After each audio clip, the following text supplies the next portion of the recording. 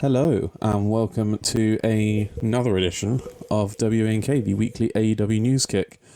We're a threesome again. We're all back together. First off, I was going to say hello in German, but then I remembered it's the same. A big hallo to my Deutschland friend Patrick. Hello, Patrick. That's how they say hello in Germany. Some scooter! Yes, that's how they say hello in Germany. Sorry, how could I have been so silly? And a big welcome back, because I don't think... Were you on the last one? Maybe you were. Maybe you weren't. Were on the last one, and I'm just... Hi, anyway, he's here. Hi, Jack. Hi, Tom. Yeah, I was on the last one. It's just wishful thinking that you wouldn't be. Yes, hello. Tired and drained, but here.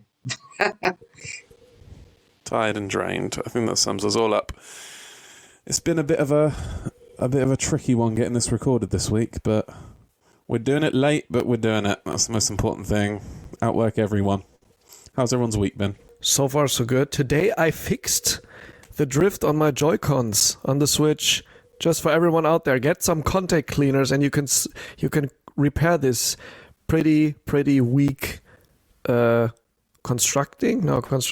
engineering. I would say engineering quotation marks if you have a Switch. But that was my highlight so far. Once again, this is the boring Nintendo Switch April construction podcast. I'm just messing with It's fascinating stuff, really. I couldn't do it. Fascinating, right? I couldn't take apart stuff. How about you, Jack? Anything fun in your world? Anything fun? I'm moving flat on Saturday, which means... Actually, it doesn't mean... Stop cock teasing us and bloody do it. well, I just Every time you come on, I'm moving flat and I'm moving flat. Well, I think the next episode after this will be the last one in this flat, which is exciting. So yeah, then that's kind of what I'm prepping for. Other than that, I've got other work I'm doing with other radio stations that I volunteered for. But yeah, just life seems to just be rinse and repeat at the moment. But pubs is still open. Well, pubs are open anyway. So that's the best part. Well, I attended a virtual meet and greet with Marvelous Mark Miro, a.k.a. Wildman Mark Miro, a.k.a. Johnny B. Bad. So for once, I've had a much more interesting week than you review. Feeling your...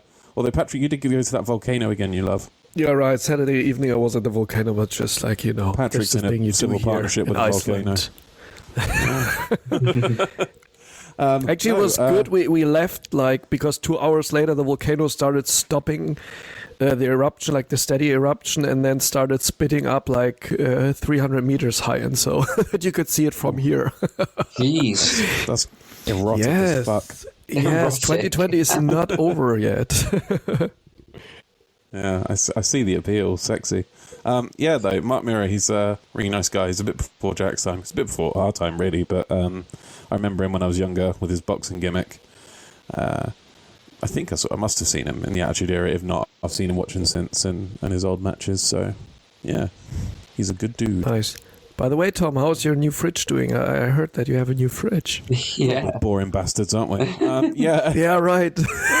You brought it on point in the last podcast episodes. Like, you just get when you're grown up, when you're really happy when you get like a new fridge or a dishwasher or so. That's just the highlight of your life for a few weeks. So true. She's doing well. That's nice. She has to put up with a lot because... Okay, when it's a she, I don't know what you're going to put in there, but let's change the subject better. Okay. It's meat. A lot. Meat. So, aside from me fucking my fridge and Patrick sexualizing volcanoes, we actually have other stuff to talk about, namely wrestling. So, let's launch into some breaking news.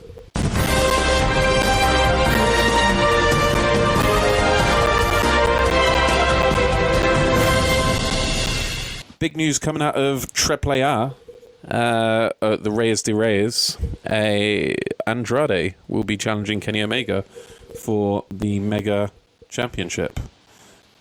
Big news. Big news. Who's excited? Jack, are you excited? I'm very excited, yeah. I saw it and I was like, oh my God.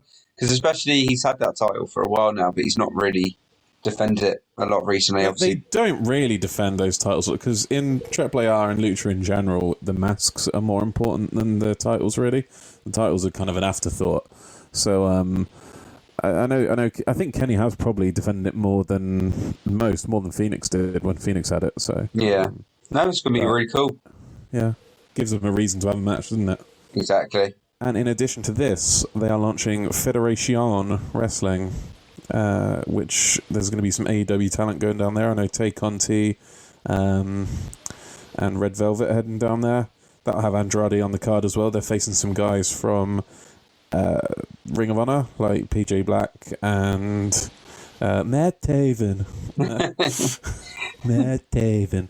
And PJ Black and Taven are going to be inviting some Ring of Honor friends with them for their 8-man tag. So a lot of rumours swirling that it will be the Briscoe brothers because they were quite big when they were down in Mexico. I don't know whether they're in CMML or AAA, but also we're thinking maybe there'll be an LI, well not LIJ because that's they have on a Los Ingobernables reunion maybe in that main event. There was another big match I'm trying to think of from that thing. Lucha Brothers, Penta and Phoenix will be facing Bandido and Dragon Lee. I think that's just off the top of my head. So that's a big old lucha match. Excited for Federation Wrestling, Patrick, and how likely are you to kind of get in at the ground floor and keep up with it? I don't know how much I will keep up with it, but I'm definitely gonna have an eye on it. As well as on the Kenny versus Andrade match. That was quite a huge surprise for me, to be honest, like when I read about it. But I definitely will watch it. Like last year I also watched the Triple Mania event, like a bit from it, definitely the Kenny match, but like the event in general was quite interesting, as I always find it. It's always interesting. Yeah, always interesting, and always interesting to watch the Botchamania episode after that event because like the there's Raw very after high quality. The Botchamania after Triple Mania. Yeah, because AAA and specifically Triple Mania is always it's always really really good or car crash TV, but it's always watchable. So. Yeah, right. So there's no middle thing. There's like really car crash, like really botching around and very bad technique, but also like on the other hand, super top high level like lucha stuff which is awesome. Was it Triple Mania where one year Aerostar did like a tope con hilo or something over the rope and went over the barricade and yeeted himself into like the CEO's wife or something? Yeah, I think like, it was wiped there. her out. Yeah. And last year somebody landed also on his head while doing a tope suicida. Didn't someone like nearly die from a brick or something at Triple Mania?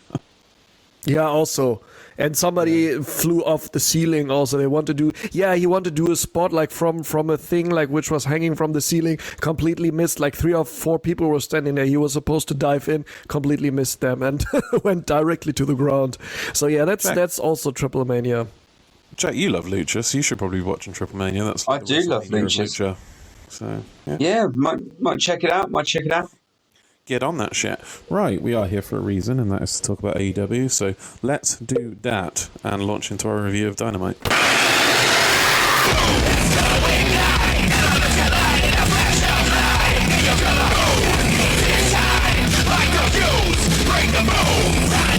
First off, we had Hangman Page versus Brian Cage. Little rhyming, little alliteration for us there. No, it's rhyming, not alliteration, isn't it? Regardless, we start off with Team Taz attacking Hangman as he comes out, and then Dark Order come out and even the odds. Cage powerbombs Paige. Oh, this is going to be fun. Cage powerbombs Paige on the ramp. I'll do my whole play-by-play now and then come to you. The match officially starts, and Cage starts dominating. Hits a nice belly-to-belly. Series of shoulders in the corner before he hits a... I think it's an enziguri. It might have a different name in the corner, to be honest. A Gomengiri or something like that. Anyway, another big belly-to-belly.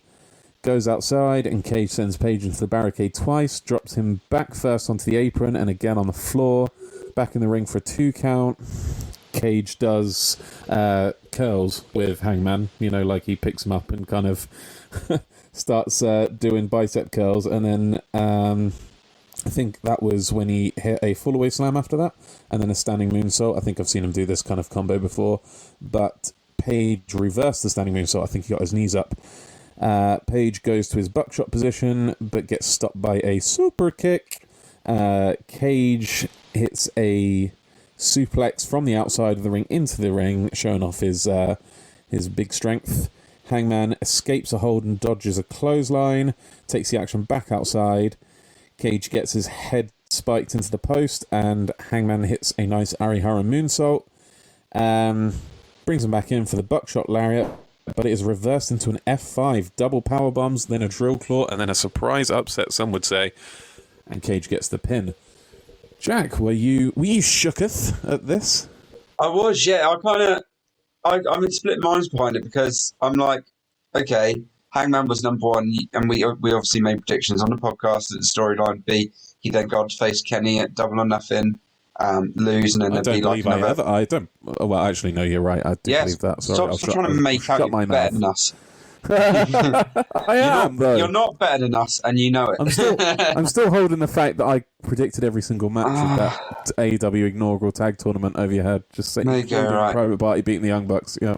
Anyway, but I also like the fact that AEW aren't scared to pull out these surprise wins, like, because this was a surprise win, even though it wasn't a shock win, like, oh my god, this would never have happened. But like, you were surprised because of the way they were building Hangman up. But nonetheless, it happened, and I kind of like it, and I'm kind of intrigued to see what happened, because I just watched Being the Elite today, actually.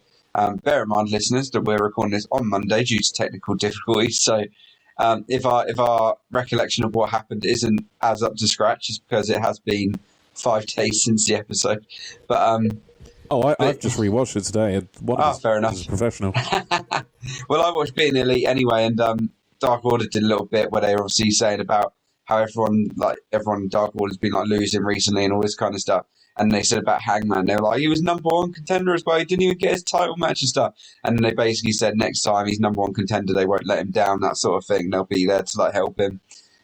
So that was kind of a nice little insight. And from what I took from that is obviously that there is going to be another kind of resurgence of Hangman this time, with Dark Order feeling a bit guilty that they weren't there, I guess, to kind of support him. They could, but I think, so that's an interesting take and a little strand to the story, which it wasn't necessarily needed, but accompanies it well, and it does move it along. But in terms of the match, surprise victory for Brian Cage. Interested to see where he goes with it, and this will be another Hangman resurgence story, I believe. Well, to everyone who has any complaints about it, I see people saying this shouldn't have happened, this should have happened. They're trying, blah blah blah, protecting this guy, blah blah blah.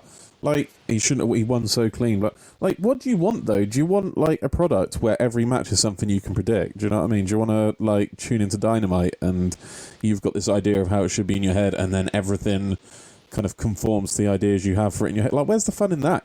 Where's the fun in a product you can just predict? So I do like them throwing in unpredictability when it makes sense. And I think this is the definition of it being unpredictable is that like you as a smart didn't see it coming. Do you know what I mean? And as a smart, I know it's a bit of a derogatory term, but a smart mark or whatever, the smart fans didn't see it coming. So and the trick is finding surprises you can put into a very kind of in the know crowd, which wrestling, especially AEW fans are now, and still having it make sense. And I think this does, and I think it kind of shakes off some of that Darby Allin feud stank that's on Brian Cage still. And I like that, and it just got me more interested in seeing more Brian Cage, which is something I didn't think they'd be able to do, but not that quickly. But a victory over Hangman Page seems to have done it. Patrick, do you have anything to add? I was also surprised, and I didn't see that coming, but I liked that surprise a lot. Because like Jack said, I also was thinking, when will Kenny and Hangman meet? But now it's good that you lost, so it would not make any sense. Keeps to him out of the title picture already. for a while, didn't it?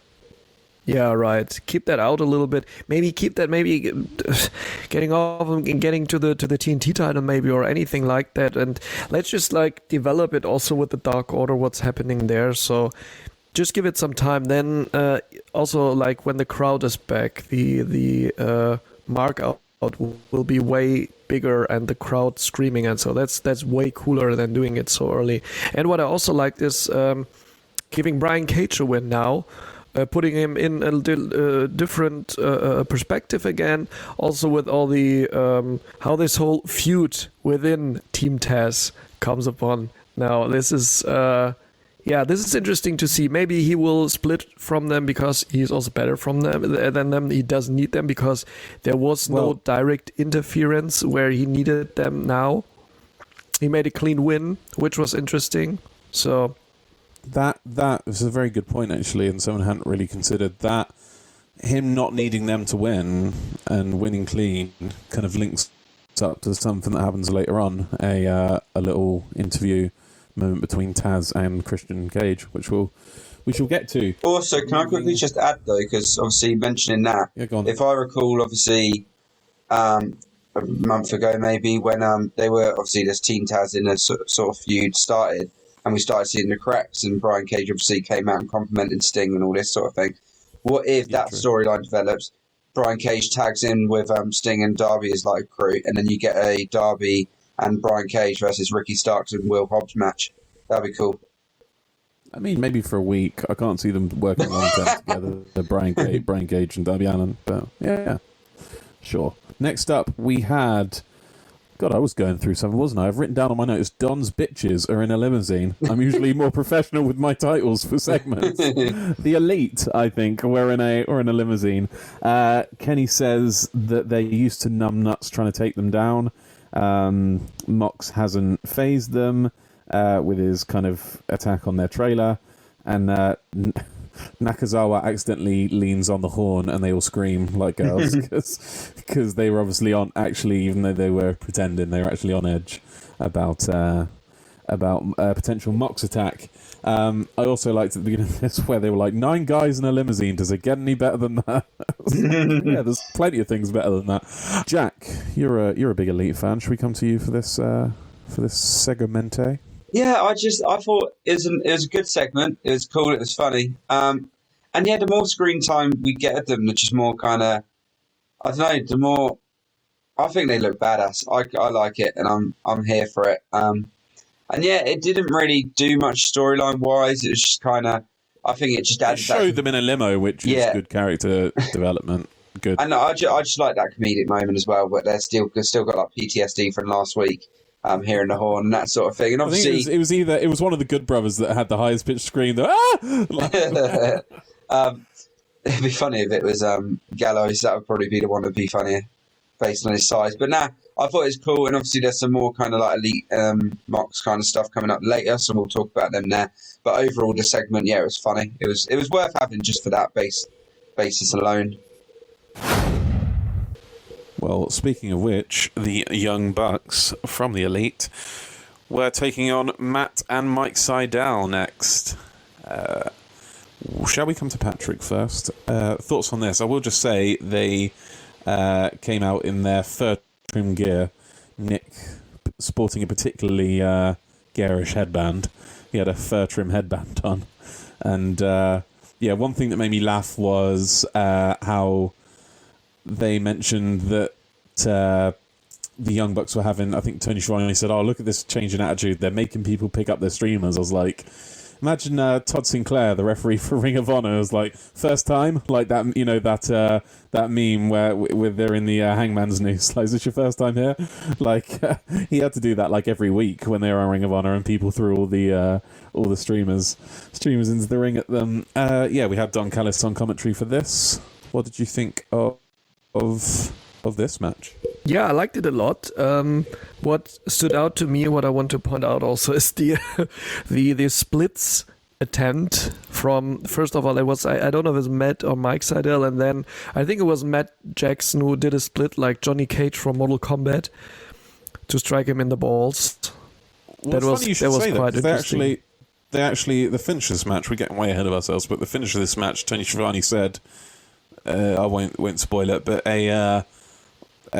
someone hits a move and he's like Johnny Cage from Mortal Kombat. Did you not notice that?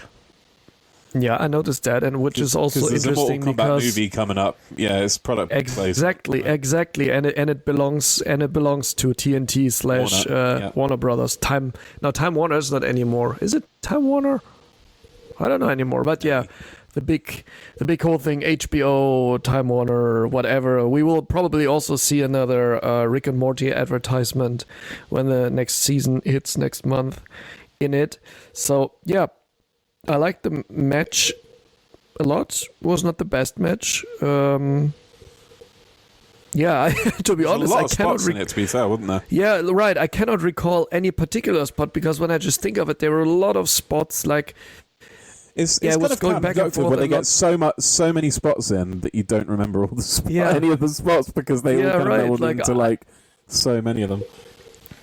Yeah, right. The only thing that really stood out to me, which I can recall now, is the split and the Johnny Cage move. But that was also awesome for me because I like that. But also the Bucks now, like they're first class pricks, which is I love that so much now. This is so much more character than just being the faces and the good guys. And Kenny, what's going on with you? Like they're now so pricks. I love that they're so over the top with their shitty outfits and how they're behaving and also treating their shoes as well.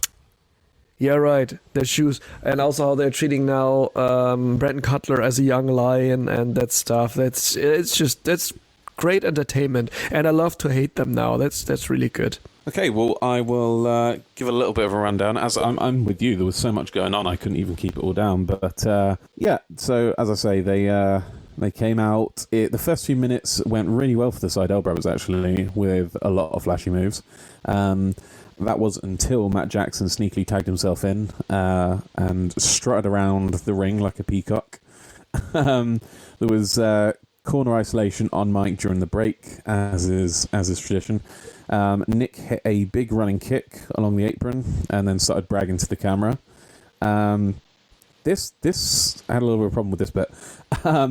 Matt and Nick switched places and they did like twin magic, like the Bella Twins in WWE, and Rick Knox recognized it, but then let it go, and then he didn't make them tag back out. I was like, what? Yeah, I also recognized that when that happened. Yeah, it was so weird for me that Rick Knox was like, he was like, you switched, and they showed him acknowledging it, and then he just didn't enforce the rules. It's like, what the fuck are you here?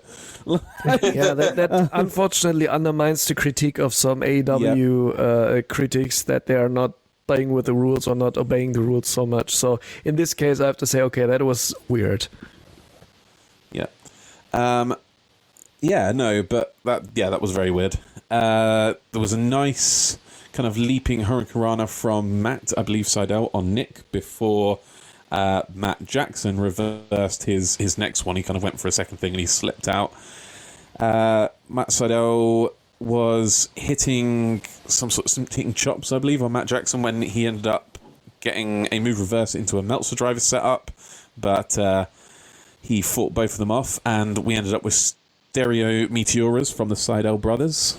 It was really close to a nice. Actually, it was probably before that there was a really nice double hurricane rana from, I believe, Matt Seidel on the Young Bucks. He hit one leg for each of them. Very nice stuff. Then the match ended with again, there was lots of flashy stuff we didn't and can't cover here because there was so much. It was a real. Jack will probably remember some stuff because he's a big fan of these kind of matches. Putting a lot of pressure on him now, though, for something he said he's not got. Now getting there, shaking head. but we can remember how it ended. It ended with a low blow, which Tony Schiavone jarringly said, "Oh, Johnny Cage punch." I was like, "Oh, come on, man." And then I didn't actually notice it the first time, actually, to be fair, in all fairness. So it was quite subtle, I guess, or subtle for me, because I'm a fucking idiot. The low blow and then a BT trigger. Match over. I'll tell you, I'll go into what happened after the match first, and then we'll come to Jack on that, because you can talk about the whole thing then. SCU come out after the match. Was this pacing like an animal, Frankie Kazarian is on the mic. He says the Young Bucks have changed, but their promise to disband after losing their match has not changed. Christopher Daniels said he's pissed because he was looking forward to wrestling his friends, but they are no longer his friends. They don't resemble his friends. In fact, they are bitches. And tells them that when they being the Young Bucks, find their balls, SCU are going to take their titles and make the company a better place with, I quote, "you assholes out of it." Jack, give us your rundown of your thoughts of the whole match, the match as a whole, and the events afterwards. Yeah, I'll do it in bits. So obviously, I'll do match first. To my kind of disbelief as being such a fan of the high flying match, I was not invested in this match. I enjoyed it for the high flying bits, which obviously I've been known to be such a fan of on this podcast, but I think it all spanned from when we did the podcast last week and we saw on the card. We're like, why am Mike Seidel facing the Young Bucks? Like, why is this happening? Yeah, I just immediately, it makes me sad that I see their names and just immediately just switch off. I think it's because. Well, I think it's also quite indicative of you, kind of your wrestling taste maturing a little bit. That lots of big spots. There was a reason Spotfest is sometimes used negatively. Do you know what I mean? Yeah. Well, there's lots of big, impressive spots with very little else storytelling wise going on. Do you know what I mean? And that was always, they were always going to have an uphill battle with this because of the fact that, as you say, what amount of Mike Seidel doing in this match? Honestly, and don't get me wrong. From a wrestling point of view, it was impressive. Match. Yeah, it was a good match, but It just didn't really click for me. It wasn't Bucks versus Pac and Phoenix. Let's put it that way. Exactly. Right? But then the aftermath of it, that was cool. I think, like we said on the podcast a couple of weeks ago, we knew SCU was coming for that title match, and we've made our predictions for that. I don't want them to because I don't want them to lose. But we've made predictions for what might happen in previous episodes, so go and make sure you check them out on our Spotify, YouTube, and all streaming platforms, wherever basically you listen to us now. Go check them out because that's a good little segment where we talk about that. But there's no point repeating it because I do it twice. But it's cool, and it's going to be a sick match. It's going to be an emotional match as well, potentially a farewell match. But it's going to be cool, and it's coming, and I'm going to be intrigued to see it because I think it would be interesting to see how the Bucks react in that match because obviously if they were facing SU, it'd be a lot more kind of respectful kind of thing. But I'm intrigued to see how they do it as heel in that match. I am, but it's going to be cool, and hopefully it happens maybe Double or Nothing. I think that'd be a suitable place for them to do it, a little bow out match as for SCU. Well, it would be fitting with Double or Nothing being AEW's first kind of pay-per-view as well. That being where SCU in their careers together, at least, maybe the winding down of Christopher Daniels' career. I think Frankie Kazarian will keep going singles, but Christopher Daniels, people are kind of speculating, may take more of a backstage role. Next up, we had... Jesus Christ. I was going to come to you next on this as well. I might not now. Fucking made me jump out of my skin. Next up, we had a Jade Cargill promo. She says how she doesn't want a manager taking a cut, and anyone who wants to sign her has to impress her because she's that bitch. As they came out of the promo, JR, again, this is Tom's weekly bitch about Jade Cargill. I don't hate her. I think she's really impressive, but they're putting the cart before the horse. Listen to this. JR said she's the hottest free agent he's possibly ever come across in his entire career and is a very special main eventer. Main eventer, she's had 2 matches on Dynamite and only one of them ran a... Do you know what I mean? It's I want to know who crazy to me. she's shacking in the background stuff. Shaq. No, but it's just crazy to me that this is what I mean. For all the shit that WWE gets about Vince is in Michael Cole's ear or whoever's in Michael Cole's ear and telling the announcers what to say, the announcers AEW have been told to say big Jade Cargill up like the fucking nobody else on the brand. Do you know what I mean? Just go nuts. She's good. She's good. She's not fucking female Bret Hart yet. Do you know what I mean? It's just slow your roll a little bit, you're like I would like her naturally. I just don't like being told who to like. I'm like a petulant child, and so are a lot of wrestling fans. Patrick, thoughts on this promo, where this is going, with like, you know, they're coming to the managers thing. I think it might have been said on a previous, I don't know if we mentioned it on a previous podcast or whether we just spoke about it, that maybe, you know, they'll build up this whole thing until some other people that may have been recently released from other companies could debut and join her. Thoughts on where this is going, Jade Cargill as a whole, etc., etc. Did you just say Jade Cargill as a whole? Or as a whole? Jade Cargill as a whole. God, that would be really unprofessional, passive aggressive. Like I may not be a fan of the push, but imagine if I was just slipping in. Thoughts on where this was going. Jade Cargill is a little editor in chief and this week, so this will stay inside. Yeah. So I'm honestly just waiting that, like, when she always has this super boring shit that somehow, like, the Pussycat Dolls song "I Don't Need a Man" plays in the background. Like, I really don't care if you have a manager or not, if you're in a women's stable or anything.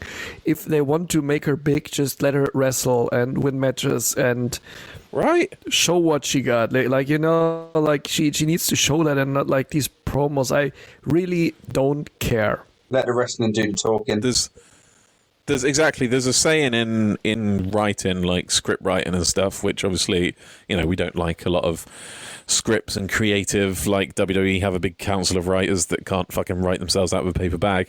But there is a saying that's like, show, don't tell. Do you know what I mean? So show us she's the best, don't tell us she's the best. And I'm not seeing I can't objectively kind of see that she's this main eventer, that the best that JR's ever seen, that he's talking about, when I haven't seen it. Maybe he has, do you know what I mean? But I've seen some slow motion vignettes of her, you know, throwing herself about a ring in front of Shaq, and then I've seen a couple of squash matches and a kind of, you know, a tag team match, which fair enough, she did shine, but it was a big gimmick match sort of thing. It wasn't really a gimmick match, but it had Shaq in it, so it was basically a gimmick match, you know, and they got the weapons out, and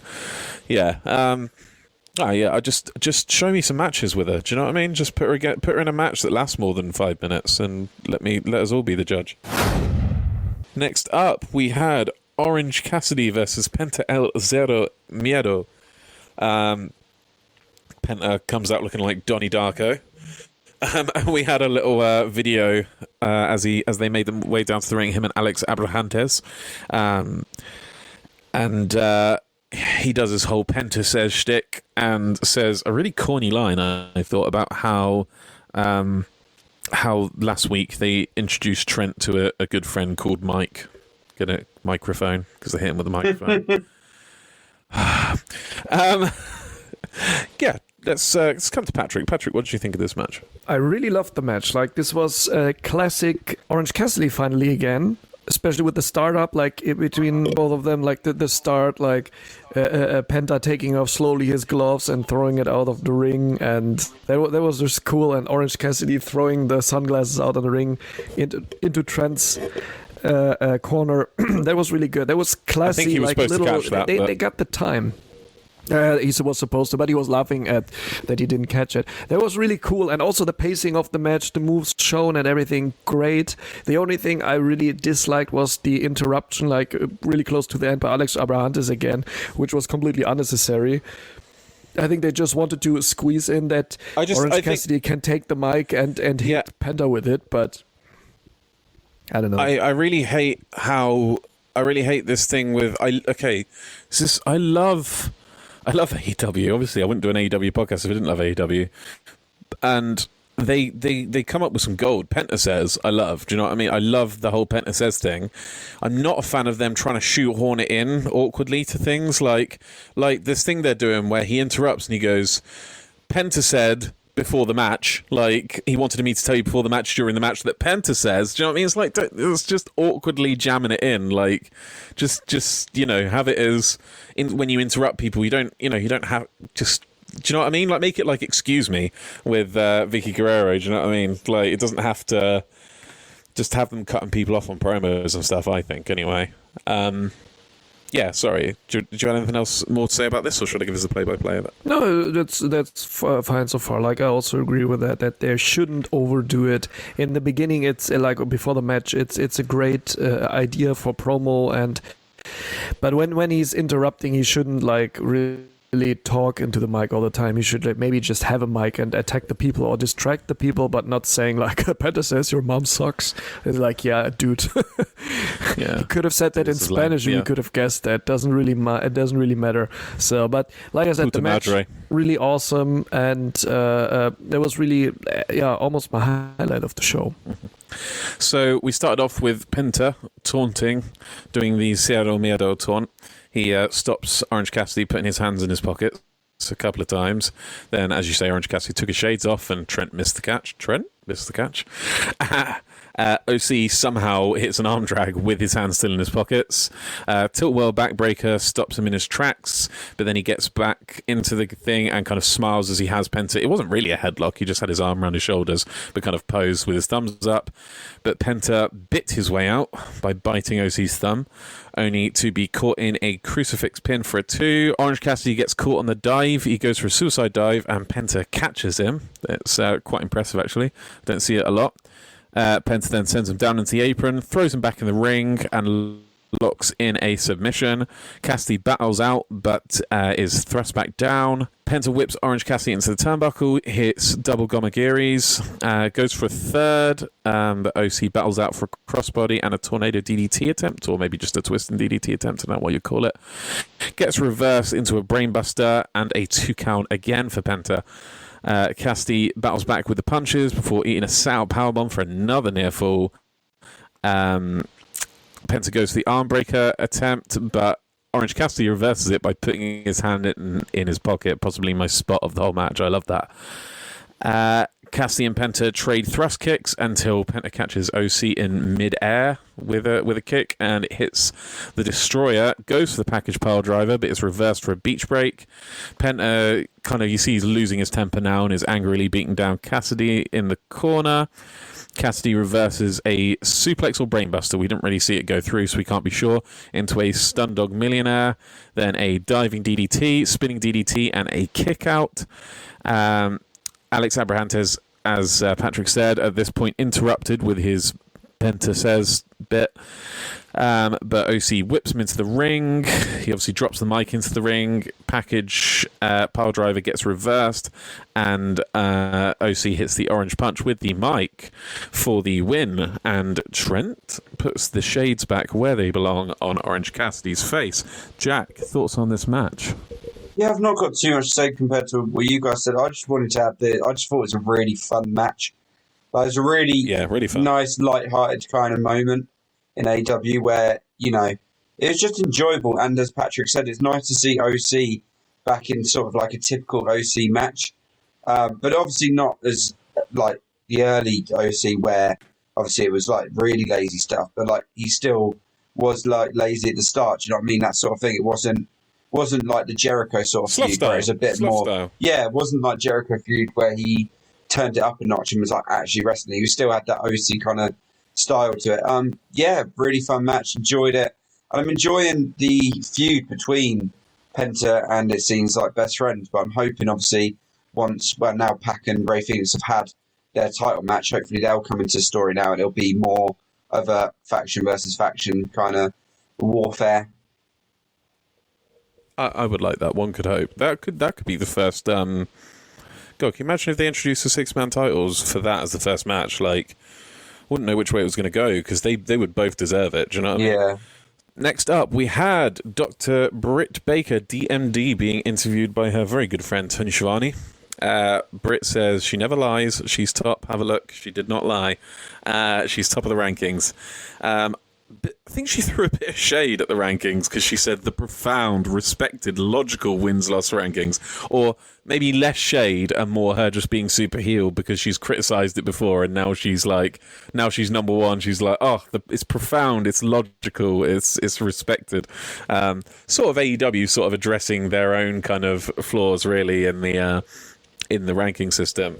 She said, obviously it's building towards a Sheeda thing, and she said Sheeda later, which I thought was hilarious, and got Tony Schiavone to do the DMD finger with her and Reba, not Rebel, not Reba. I've forgotten. Patrick. I mean, I know she's your favorite Jack, but I'm going to come to Patrick. Patrick, thoughts on this little bit here, and you looking forward to seeing Britt Baker versus Shida, which we can. I mean, I'm assuming that's what's going to happen at Double or Nothing, but we don't know.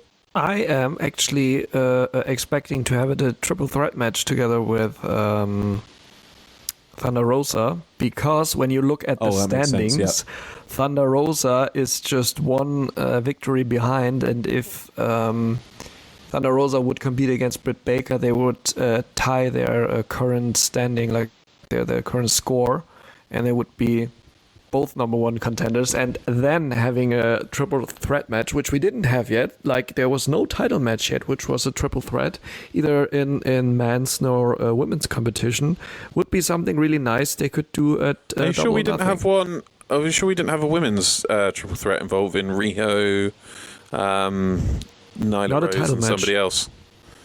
Sure, okay. I'm title with match. Patrick. I don't think there was, no. No, I think it might have No, been not before the yet. title was introduced. Yeah. Yeah. There might have been some triple threat matches, but like I said, no title match, and this would be really cool, like playing into that, the whole Thunder Rosa and Britt Baker feud during the week. Thunder Rosa said she was infected with COVID-19. Like, she was out for 2 or 3 weeks then, I guess, yeah. Maybe this also influenced now on the NWA situation, where she's now booked for the shows there again, or at her main job, maybe, not her side job, AEW. But yeah, I'm just waiting for it. I just want more women's wrestling in it, and I'm also very curious. Later, Chris Statlander will also have her next match. The women's division is looking very good, and they need more screen time after the very good tournament and Britt Baker versus what was her name again? Thunder Rosa. I'm really forgetful today with names, but that's what I'm looking forward to: more women's wrestling, because now we have a shitload of good women. Well, yeah, no, I mean, just want to pick up on you saying about NWA being Rose's kind of side hustle. That's her side hustle. She's got side hustles on her side hustles, because she actually, she does training, I believe. She's a trainer, but she also, I don't know how many people know this. She actually, there's like a wrestling federation, I think it's one kind of she owns, and you can book your own matches with their talent. So you like pay for however long a match you want. You pick the 2 wrestlers you want, or 3 or 4 wrestlers, and you book your own match. You can book it yourself. Tell them what to wear and shit. Yeah. Yeah, that would have been actually cool. Shall we do a crowdfunding with the listeners, so we can book our own W.A.N.K match? That'd be great. They could hold up. One of them could be in the Tom corner, the other could be in the Patrick corner. Sorry, Jack. Jack can be the referee. We can get Bryce Remsburg in there. You're a big fan. No, I don't think they've got AEW referees on call. I don't know who the referees are, but yeah.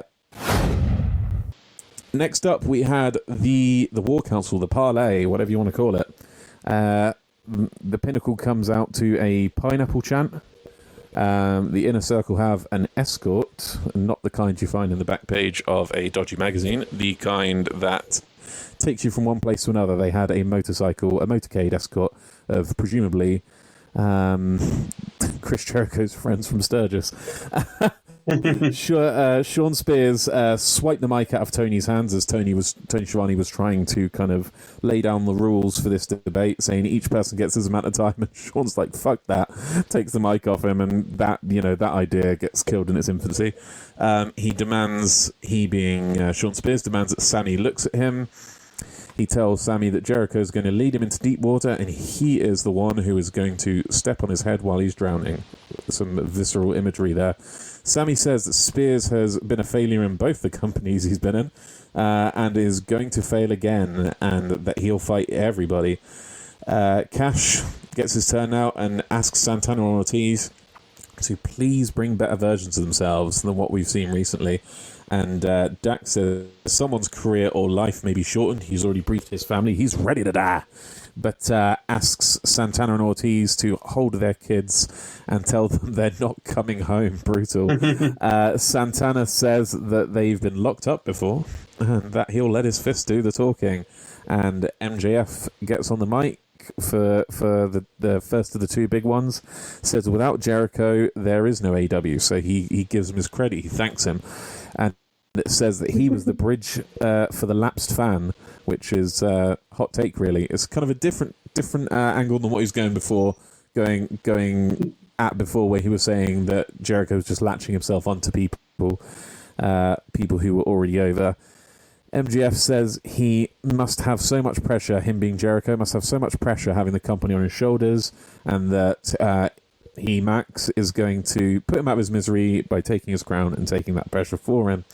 Jericho calls MJF, and I quote, a self-righteous, self-gratifying little prick. Says he can't inherit a spot like he has inherited his trust fund.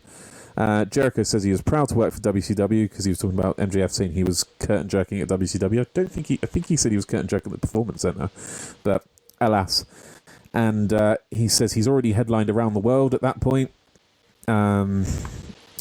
Jericho stops Tully from cutting him off.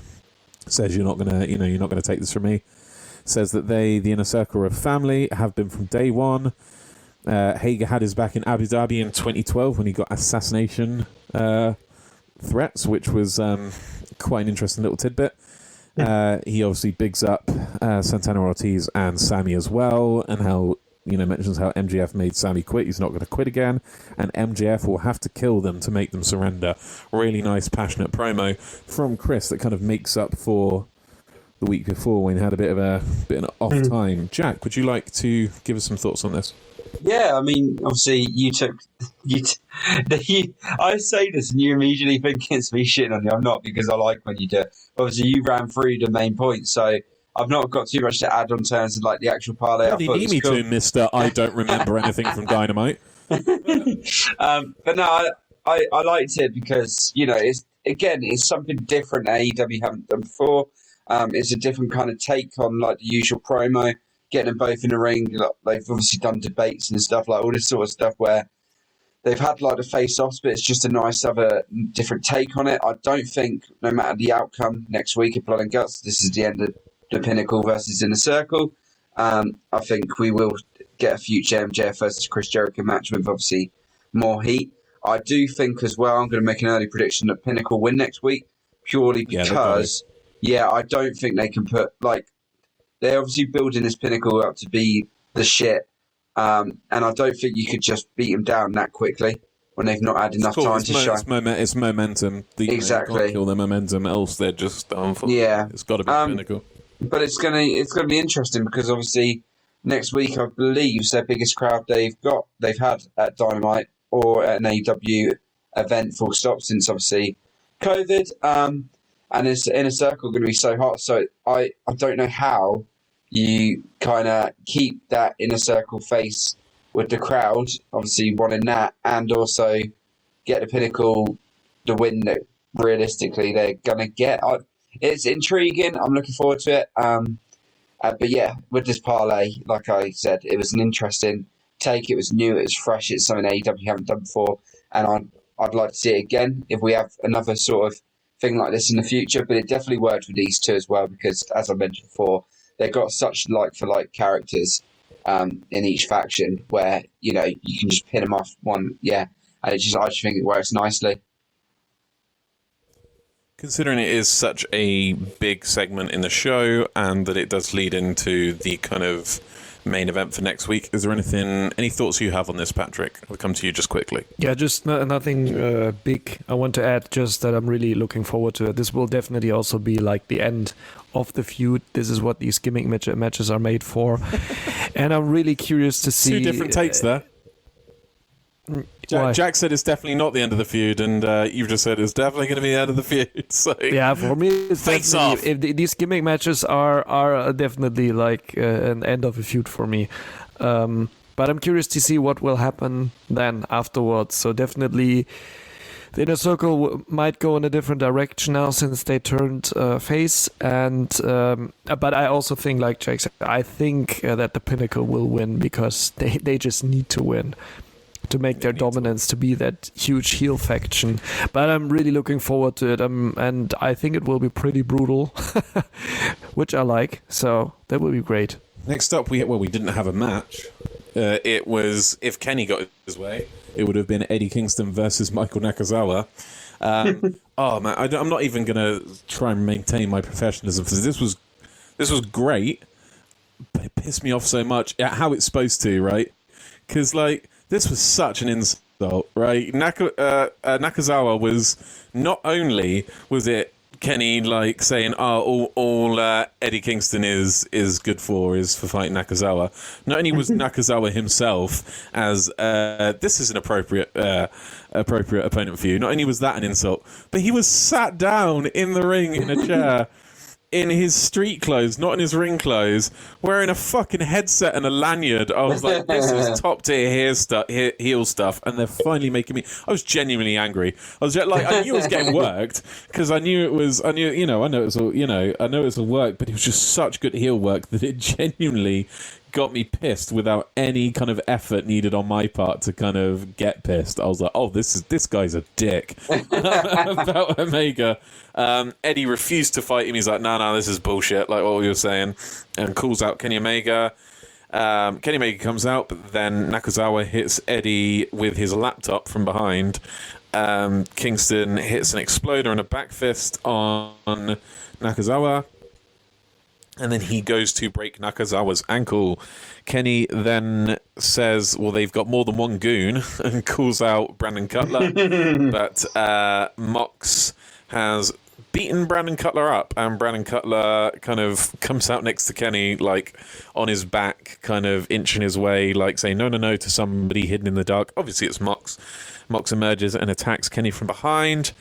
And him and Eddie get Kenny in the ring and going to do the same thing to him. They're going to break his ankle with a chair. And Don comes out, begs him not to. Eddie asks Don for a match or break Kenny's ankle. Mox says they want Kenny and Nakazawa next week. So apparently that's set. One thing I did miss was when Nakazawa, they were threatening to break his ankle, Kenny was like, go ahead. It was just such a dick. Like, he's just one of our expendable goons. We have another. Yeah, Jack, you're chortling away. So should we come to you, get your opinions on this bit, because I'm sure you've got a lot to say about your hero, the wanker Kenny Omega. You still idolise this man. I'm actually wearing his hoodie right now. Scum. Scum. I love it. I'm loving the full Kenny Omega package at the moment. Everything he does is just golden in the dickhead way. Like, and as you say, you get genuinely like pissed off his actions.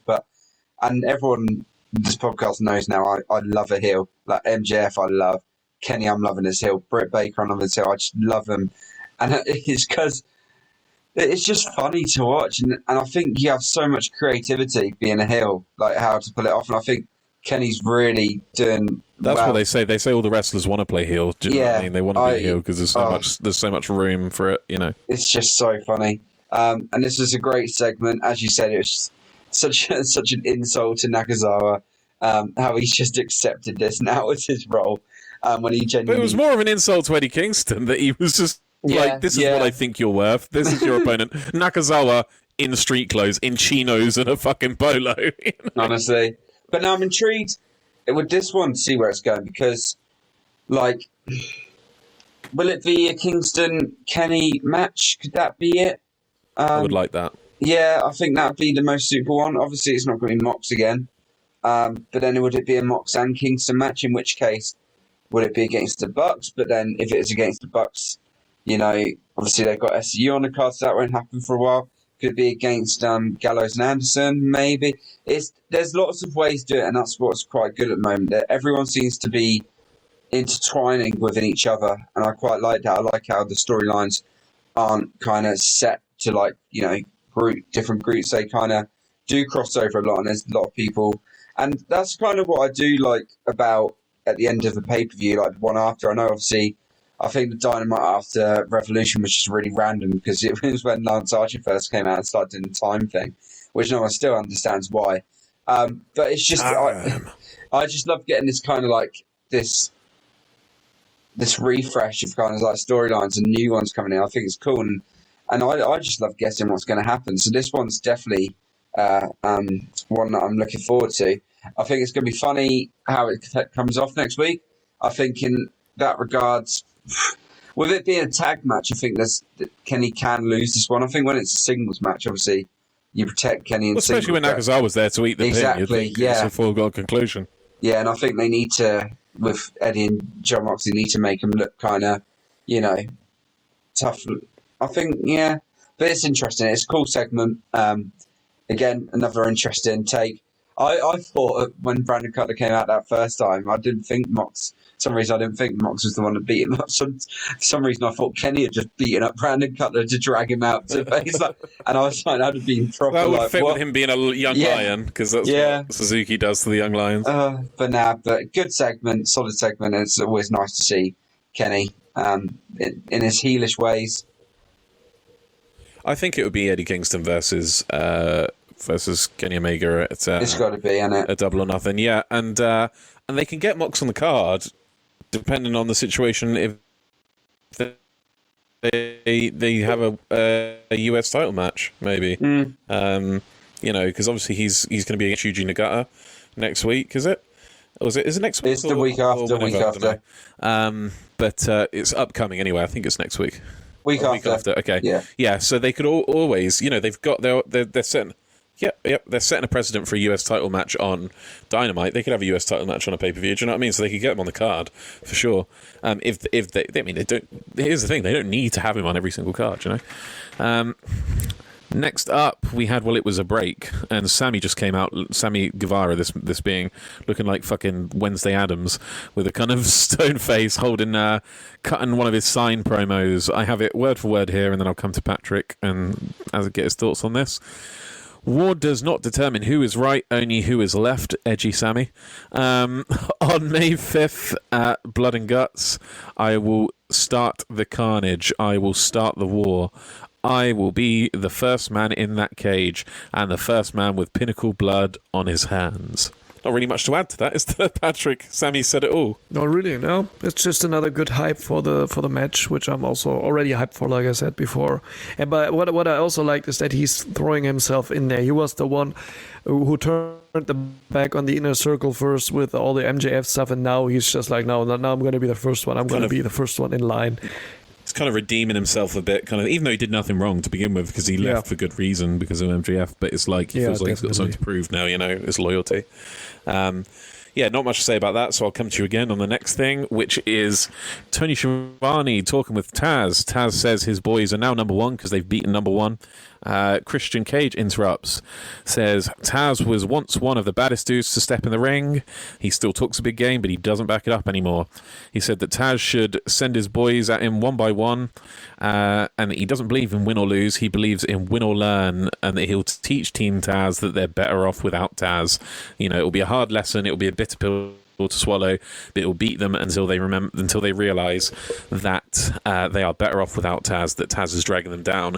This kind of calls back to earlier, doesn't it, Patrick, with what we were saying about Brian Cage, and Brian Cage kind of giving respect to Sting and beating Hangman Page clean, and he doesn't need Taz. Yeah, exactly. He doesn't need him.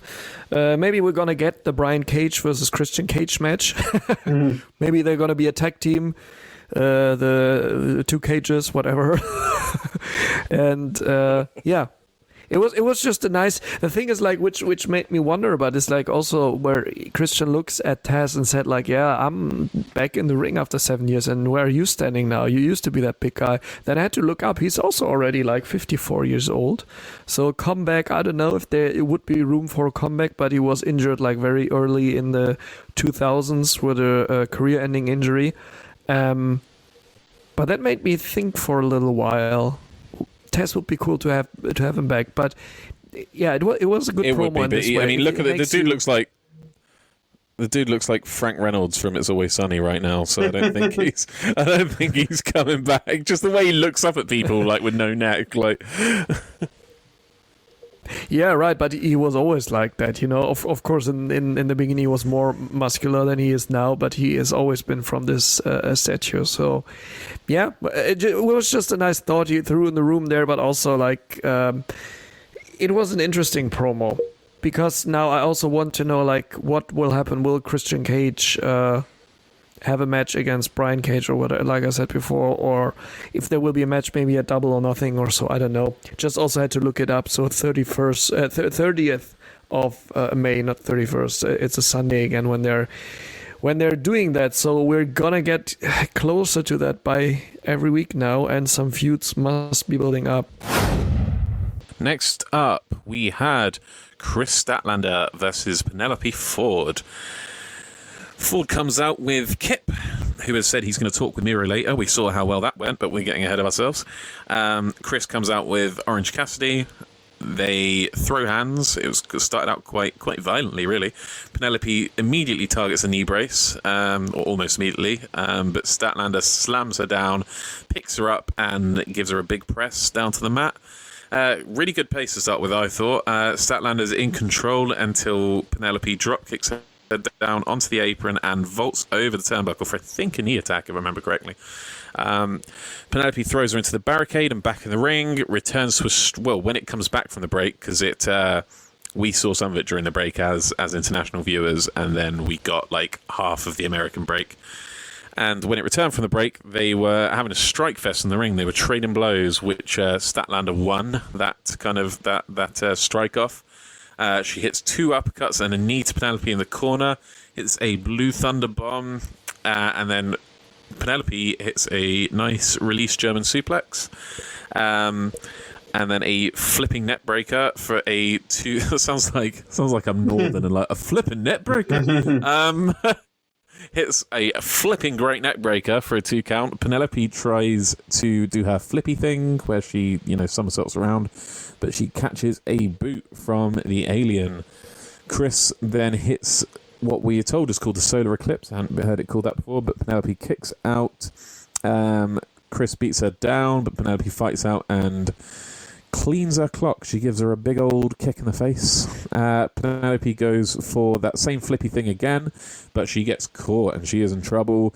Kip tries to interfere, but Orange Cassidy stops him by standing in the way, and this allows Chris to hit the Big Bang Theory for the win. And as the cherry on top of the cake, she boops her on the ground after the match. Let's come to Jack. Jack, did you like this match? Big fan? Medium fan? I did like it. I remember it was actually last week my match I was looking forward to the most, and it didn't disappoint. I'm loving the build up Chris Statlander's getting since she's come back. I think it's great. I liked her before she got injured, and it's just great to see her. And she seems like she's got better, if anything. Poor Penelope Ford always seems to just lose these sort of matches.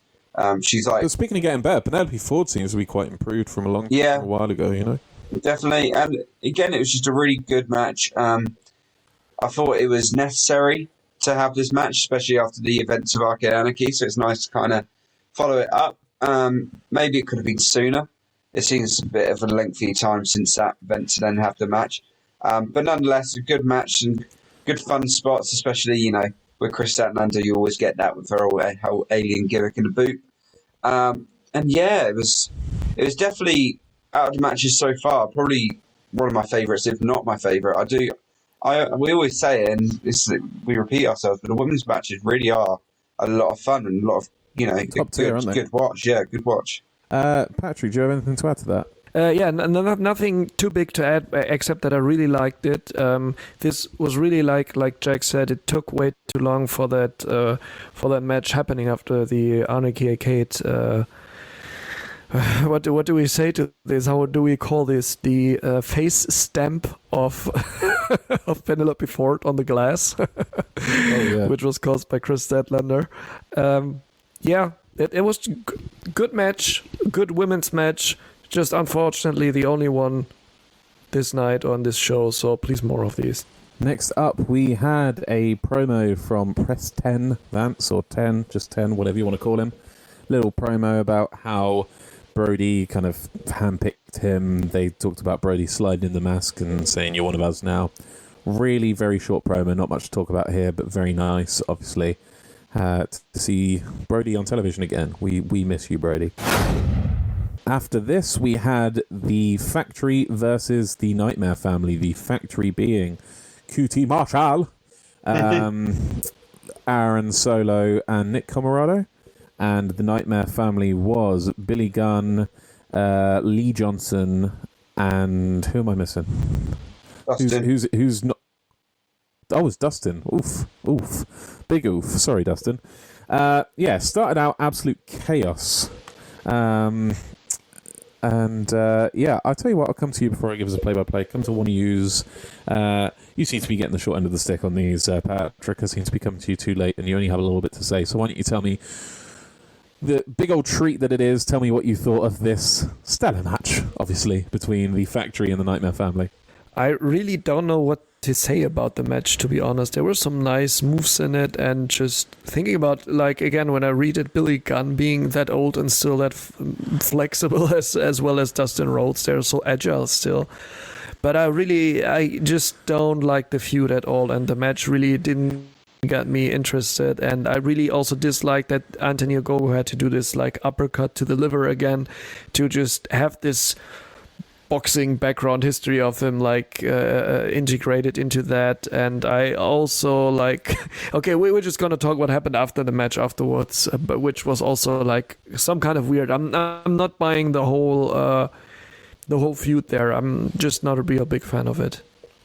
Well, we know we're really looking forward to hearing Jack's take on it, and whether it shifted his cutie meter, which is currently on 0, I believe. I think it's on -1, isn't it? Yeah. No.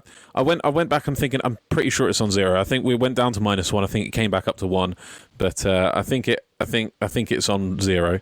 I think. Anyway, as I said, started out with a mad free-for-all. We saw Lee Johnson pummeling QT Marshall, absolutely laying into him at the side of the ring. Billy Gunn gets beat down in the ring, selling the injury from a go-go. Camarado locks on a waistlock, and Gunn powers out. Dustin's in, gives it a lot, but gets slapped down by Camarado. QT is tagged in and beats Dustin outside the ring, whips him in and tags into Solo. During the break, there's a lot of quick tags. Solo to Nick Camarado, and then Nick Camarado to QT Marshall. Dustin battles out against Solo until he catches a corkscrew kick from Solo. Quite nice. Returns from the break, because this was the action during the break, with QT Marshall in control. Dustin gets the hot tag to Lee Johnson. Neck breaker on Solo from Lee. And he goes around the waist on Solo for another Blue Thunderbomb, like we saw in the... It was just me, or was the Blue Thunderbomb going a little bit the way of the Destroyer, where it's getting a bit overused, because we saw it in the women's match and then this one, but I don't know, maybe I'm being nitpicky. Camarado comes in, and it all breaks down, leading to Lee hitting a corkscrew over, like a corkscrew tope, I guess you'd call it, QT, on the outside. Ogogo hits a cheap shot on Johnson, another one of those kind of body shots that knocks people the fuck out. I can't believe that they're really committing to this. Nick Camarado hits Dustin with a cowbell, again with the cowbell. I think maybe this is going to be leading to some sort of like a Texas bull rope match between the two, which... Honestly, I'm here for that, to be honest. If that's something that comes out of this, then, Nick Camarado's the best member of this faction by a country mile. So I'd be... And, that's a kind of classic match for Dustin to have, so I'd be well into that, to be honest. I forgot to mention, sorry, shows how into this match I was after the cheap shot from Ogogo. That was the pin. That was the win for... Cuties or the Factory. I prefer my way. Gun Club attacked Marshall after the match because of the whole attack and Dustin thing that was going down, and in the melee, Marshall's boys come back, and in the chaos he kind of retreats to the bus and gets attacked by Cody, who was laying in wait in the bus, and starts beating on him. QT kind of gouges the eyes of Cody and runs away, and smartly, of course, runs to the roof of the bus, because that's a good way to get away from someone chasing you. And I was really hyped about this, and I was like, I thought Cody was about to throw him off the top or something like that of the bus, and we were going to get some big attitude era moment. But alas, Cody put the figure 4 leg lock on him on top of the bus, which, I mean, he could have kind of done that on the floor, couldn't he? And it would have had the same effect, but... Anyway, Jack, what has this done to your QT meter? Can we get a drum roll, please? No comment. So no comment means no movement? Or loss of movement? I'm going to go for this week, no movement. No movement. Okay, it wasn't bad. You know, like I said, there's some good stuff coming out of it. There's Nick Camarado, and he's, you know, like if they are leading to some sort of special stipulation match with him and Dustin, I don't hate that. You know, It's not going to be Nick Camarado, and if there is going to be, it's going to be Anthony Ogogo, isn't it? against I'm also Dustin. afraid Nah, this it's going to will be Nick happen. Camarado They will versus push Dustin. him more into the spotlight. Nah, Dustin was the one that hit him over the head with the wooden chair as well, and then it didn't rock him at all.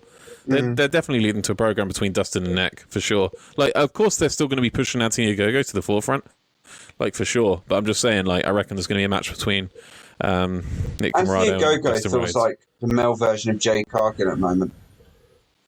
For sure. On point. But I don't think it's yeah, I suppose I don't think they're like hyping him as hard. But obviously he's done nothing at the moment. But next up, Kip tried to talk to Miro. I like this segment. I liked it even if I don't understand why it's actually happening. Like, he's this mad about him not showing up to Dynamite for a couple of weeks. We like, forgot dude, to it's talk COVID. about the figure 4 leg lock on top of the bus. Oh, true. I went to Jack for that, and he said no Yeah. comments. So why don't for our grievances, seeing as Jack's pleading the fifth, let's come to you, Patrick. What did you think about that brutal figure 4 leg lock, which was obviously made so much worse by being elevated? Make it make sense. That's a real hard job. It's like telling a priest not to do something with children, but it's All right, we gotta cut that. I know, Patrick, you're I'm the editing this week. editor in chief. Yeah. Yeah, I'm editing. So This I'm out of needless. the church. So needless. So, coming back to that, it was a weird segment. So first of all, QT was standing in front of the bus, and you could clearly see Cody waiting for him to be there and opening the door. And I was like, "Are you for real there?" And then the whole thing going on top of the bus, like just a figure 4 on top of the bus. Why? And what the hell was the ref doing there? On top of the bus. I've never seen like it was a match. For a match. Yeah, like it was a match. It didn't matter. So there was Jesus. This was another prime example of my main problem with AEW. I love AEW. I'm so happy we have an alternative to sports entertainment, doing a kind of what would have been called an indie style of wrestling a few years ago, but now really is just the mainstream style outside of WWE. It's just pro wrestling. Do you know what I mean? Mm-hmm. It's just everyone's doing pro wrestling, WWE's doing sports entertainment. But yeah, my main problem with AEW, and like I said, this is another example of it, is that they come so close to doing these big weekly Attitude Era style memorable moments. Last week it was with Jon Moxley, when him and Eddie crashed into the side of the trailer, and he's like, "Eddie, give me the pipe," and you think, "Oh shit, is he gonna block off the door, and then they're gonna hijack the trailer, take the trailer somewhere, dump it in a river, something mad like that?" Now he just hits the side of the trailer a little bit with the pipe, and that's it. Like, then this week Cody and QT go up onto the top of the bus, and you're, oh my god, is Cody going to throw QT off the bus? And then no, he puts on a submission move that he could have done on the floor to the exact same effect. Do you know what I mean? So it's like stop kind of teasing big spots. Why go up on the top of the bus just to do a, if you just do it, that would have got the QT meter up a bit if it chucked QT Marshall off the bus, wouldn't it, Jack? Oh, massively, but not for. The funny thing is with the QT meter, it would have got him up, but it was not a him moment. It would have just been him being attacked, but it still would have got him up for sure. Yeah. It's just interesting, the angle, but yeah, no. This is what I mean, and it's only frustrating because they're so close to perfection, because they're right there, just like. Do you know what I mean? You've gone to 9. Just take the extra step and go to 10. Yeah. You know what I mean? Next up, we had Kip trying to talk to Miro. Tries to, again, I love this segment, but I have no idea why it was happening, honestly. Why is Miro this mad at Kip for not showing up at Dynamite for a couple of weeks? Anyway, Miro beat 7 shades of shit out of Kip. And I liked that he was kind of mocking the British. He was like, "Come on, mate." He was like, "He says it's time to pay your dues," and he puts Kip's arm in the door and slams it, and then gives him a cuddle and tells him that he forgives him. And then the nice little stamp on it as he makes the leave, he goes, "Good talk," which I liked. Yeah. Jack. Also, just didn't make any sense. Oh, sorry. Yeah, no, you're right. It doesn't make any sense, but I did enjoy it. Like, this has got to be one of the weakest reasons I've ever seen for a partner turning on their tag team partner or their stablemate or whatever. Just like, I couldn't get hold of you for a couple of weeks, so I'm going to beat the ever-loving shit out of you. It's like, chill the fuck out, man. Like, I know he's a monster heel, but this seems just irrational by any kind of wrestling logic. But, that said, I really enjoyed this segment. Jack, did you really enjoy this segment? I did. I'm loving Miro at the moment, and I really hope that when he inevitably, in my eyes, takes the TNT title off Darby, he beats the shit out of Darby, because I'm sick of, and we all are. Yeah, I'm sick of the Darby invincible, that he's portraying, and I just love for Miro to come in and just be like an absolute squash.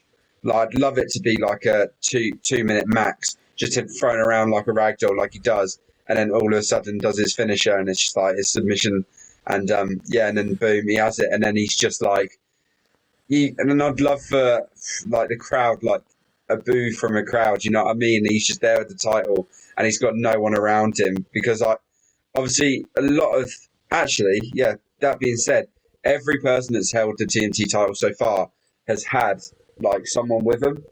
You could say maybe Darby didn't when he actually won it, but he's got a stick now, whereas Miro is like alone. So it'd be cool to just kind of him be like. Well, will he be alone though? Because he's forgiven Kip. They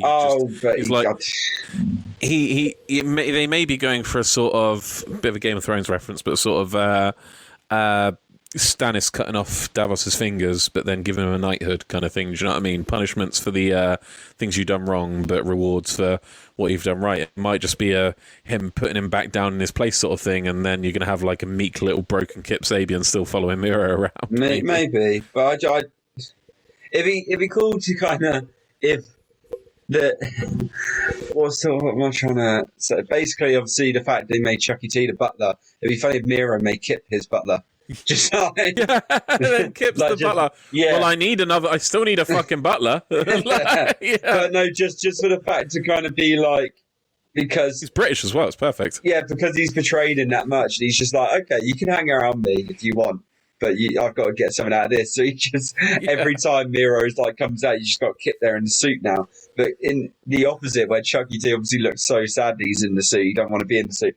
Kip's just like really proud or something, like he's really happy with his role because he gets to hang out with Miro. I'd love that as like a segment. It'd be a great way of spinning this, because we've obviously not been a fan of that whole thing, but it would be a good way of. I think that I quite like that. I don't think I'd like it to be a 2-minute match, because that would give me big Brock Lesnar vibes, to be honest, which we can't kind of criticize WWE for doing one thing and then praise AEW for the same thing. But yeah, I do think. That's how they set it up. He is going to have to kick the ever-loving shit out of Darby Allin to take the title. I don't think it'll be like a squash match though. I think it'll go the distance, but it'll keep him down.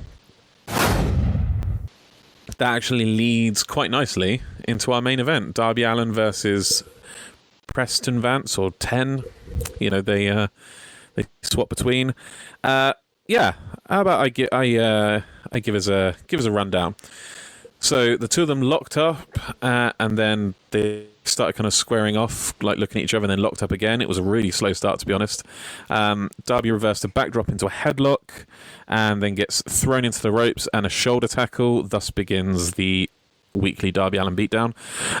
Preston gets Darby up for a delayed suplex, but doesn't drop it. He was doing his count to 10 suplex, which is a thing apparently, but doesn't drop it because Darby reverses and goes back to the headlock.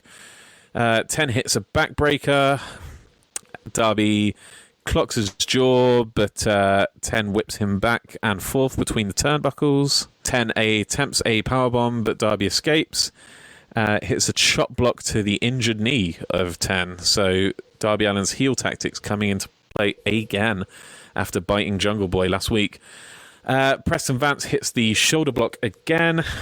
Preston dominates during the commercial break and hits the suspended suplex, the 10 count suplex this time. Darby battles back but eats a huge spinebuster and then a single arm powerbomb from our man 10. Darby finally gets some offense going with a stunner and attempts a Fujiwara armbar. Preston reverses, but then Allen rolls through and actually locks in the armbar. 10 makes the ropes, though. He then powers Darby into the barricade and throws him back into the ring. Darby steps on his hand. This wasn't the first time in the match he targeted the hand either, on top of the turnbuckles. Apparently the hand is also injured. 10 is just falling apart, apparently. And then hits the senton to the outside on 10 and Alan 5 Angels. We'll just say I didn't hate this time. If they are going to do the whole outside the ring dive on multiple people, this is how I think they should do it. Like where it's like people aren't waiting around. Do you know what I mean? He just hit it straight away, and it only took 2 of them out. It wasn't a load of them. That's what I'm a fan of. Then Ethan Page attacked Darby Allin at this point during all the chaos. He ran out of nowhere and attacked Darby Allin. Vance hits the wheelbarrow, bouncing off the ropes into a German suplex, attempts his full Nelson finisher, but Darby starts tearing at his mask, which I think is the most heel thing he's done yet, to be honest. That is a no-go, and goes after his eyes. He started gouging his eyes after tearing the mask open. Vance actually does lock in the full Nelson, but Darby rolls and pins him. And then this was really weird, considering how he'd just been so heel and dickish to him. Darby held up 10's Brody tribute band, as to say, this is for Brody. Scorpio Sky then attacks Sting from behind. JR got Ethan Page's name wrong and called him Ethan Carter's EC3, which I reckon my brain's to try and think of a time that JR's called an EC3 match that he'd make this mistake, but I'm at a loss.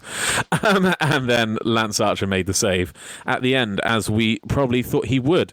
Let's come to Patrick. Patrick, what were your thoughts of this match? I don't want to be the downer again, but I'm just really tired of these Darby Allin matches. Although, there were some nice moves in it, and Preston Vance is, I think, a really good wrestler. For the future also, this will be so interesting to see. Really, I loved the moves there, but still, the finish for me was just it was just shit. To be honest, I hate these falsified finish roll-up things they have there. Darby Allin still looks not very dominant as a champion. I just can't wait for him to lose the title to Miro and get really torn apart or so, and then not standing up anymore, because I'm really sick and tired of this. It's really boring for me also, and you also see it from the viewership numbers, from the different segments. Darby Allin is not a draw, and they're just booking him completely weak and wrong. In my perspective, but he was so over with. He was so over with the crowd at the beginning of Dynamite. Yeah, when Dynamite started, and that's I just don't get it. Maybe the missing crowd is making it, or I to be honest, I have to rewatch his match against Sammy on Revolution last year, which was awesome. Really, that's just where I thought, wow, these guys are completely over. But here's the thing. Later, if I can just if his match with Sammy, they're both similar weights. So I think what would be a better thing to go back and watch was, do you remember he had a match with John Moxley on a Dynamite, which he obviously lost after, I think Mox did an avalanche, whatever what's his finisher called? Because he's not the Death Rider. It's called the Death Rider in New Japan. What's it called in what's John Moxley's finisher called in AEW? Paradigm Shift. Thank you. Yeah.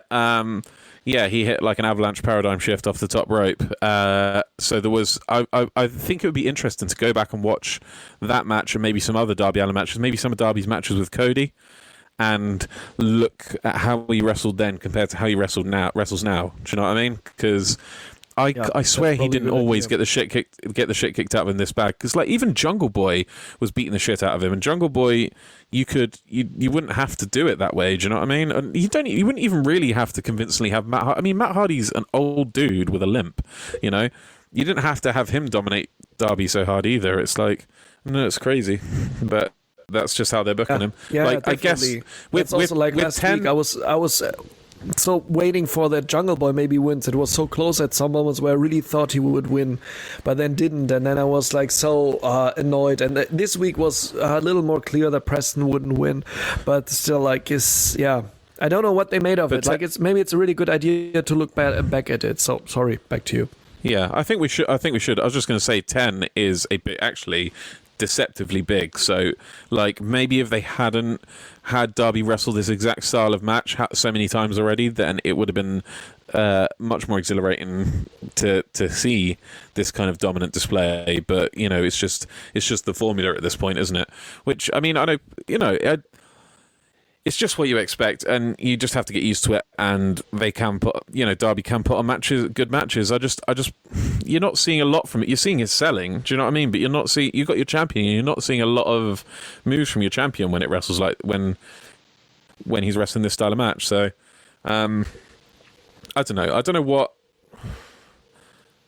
I get they're trying to do the unkillable thing. That's fine. Like, and I don't think they've done anything as egregious as when he kicked out of that as that Matt Hardy match. So I don't think it's gotten worse since then. I think it's gotten better since then. And as you say, like, looking on the bright side, there was a lot of good stuff in this match. It was a decent match. It's just, you know, we'd like to see a bit more of a roller coaster of a match. Like, that's the ones we enjoy, the ups and downs, not the ones that it's just one note throughout it and then a surprise win.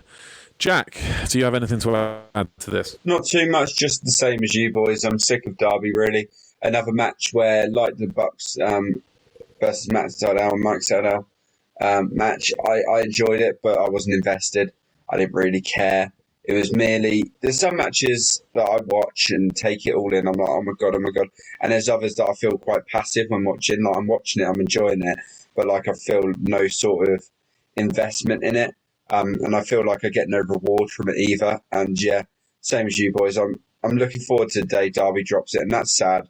But as I said in previous podcasts, there is a way to redeem it. I.e., if he loses it and then realises how much he fucks up and comes back, and it has that resurgence. But obviously not an immediate one. But that's the only way. I think the sooner they can get it off him, i.e., maybe Double or Nothing when they have a match with Miro, maybe. That could be a good time. I just think he needs it off him because he's better. He's better not a champ when he's like that underdog and he's not the one with the target on his back. He's the one that's putting the target on someone else's back. That's when he's better. That's the problem, though. When he's being an underdog, what happens when the underdog wins a title? And this is like an age-old question in wrestling. Do you know what I mean? It's like, how do you... I mean, I'll come to Patrick because Patrick's got the longer tenure in as a wrestling fan. What is the perfect way for you to have like an undersized underdog in the title chase? Because, you know, we're going to get the criticisms. We're going to get people say, oh yeah, you love Darby when he's chasing but not when he wins, and then you all turn on him when he wins.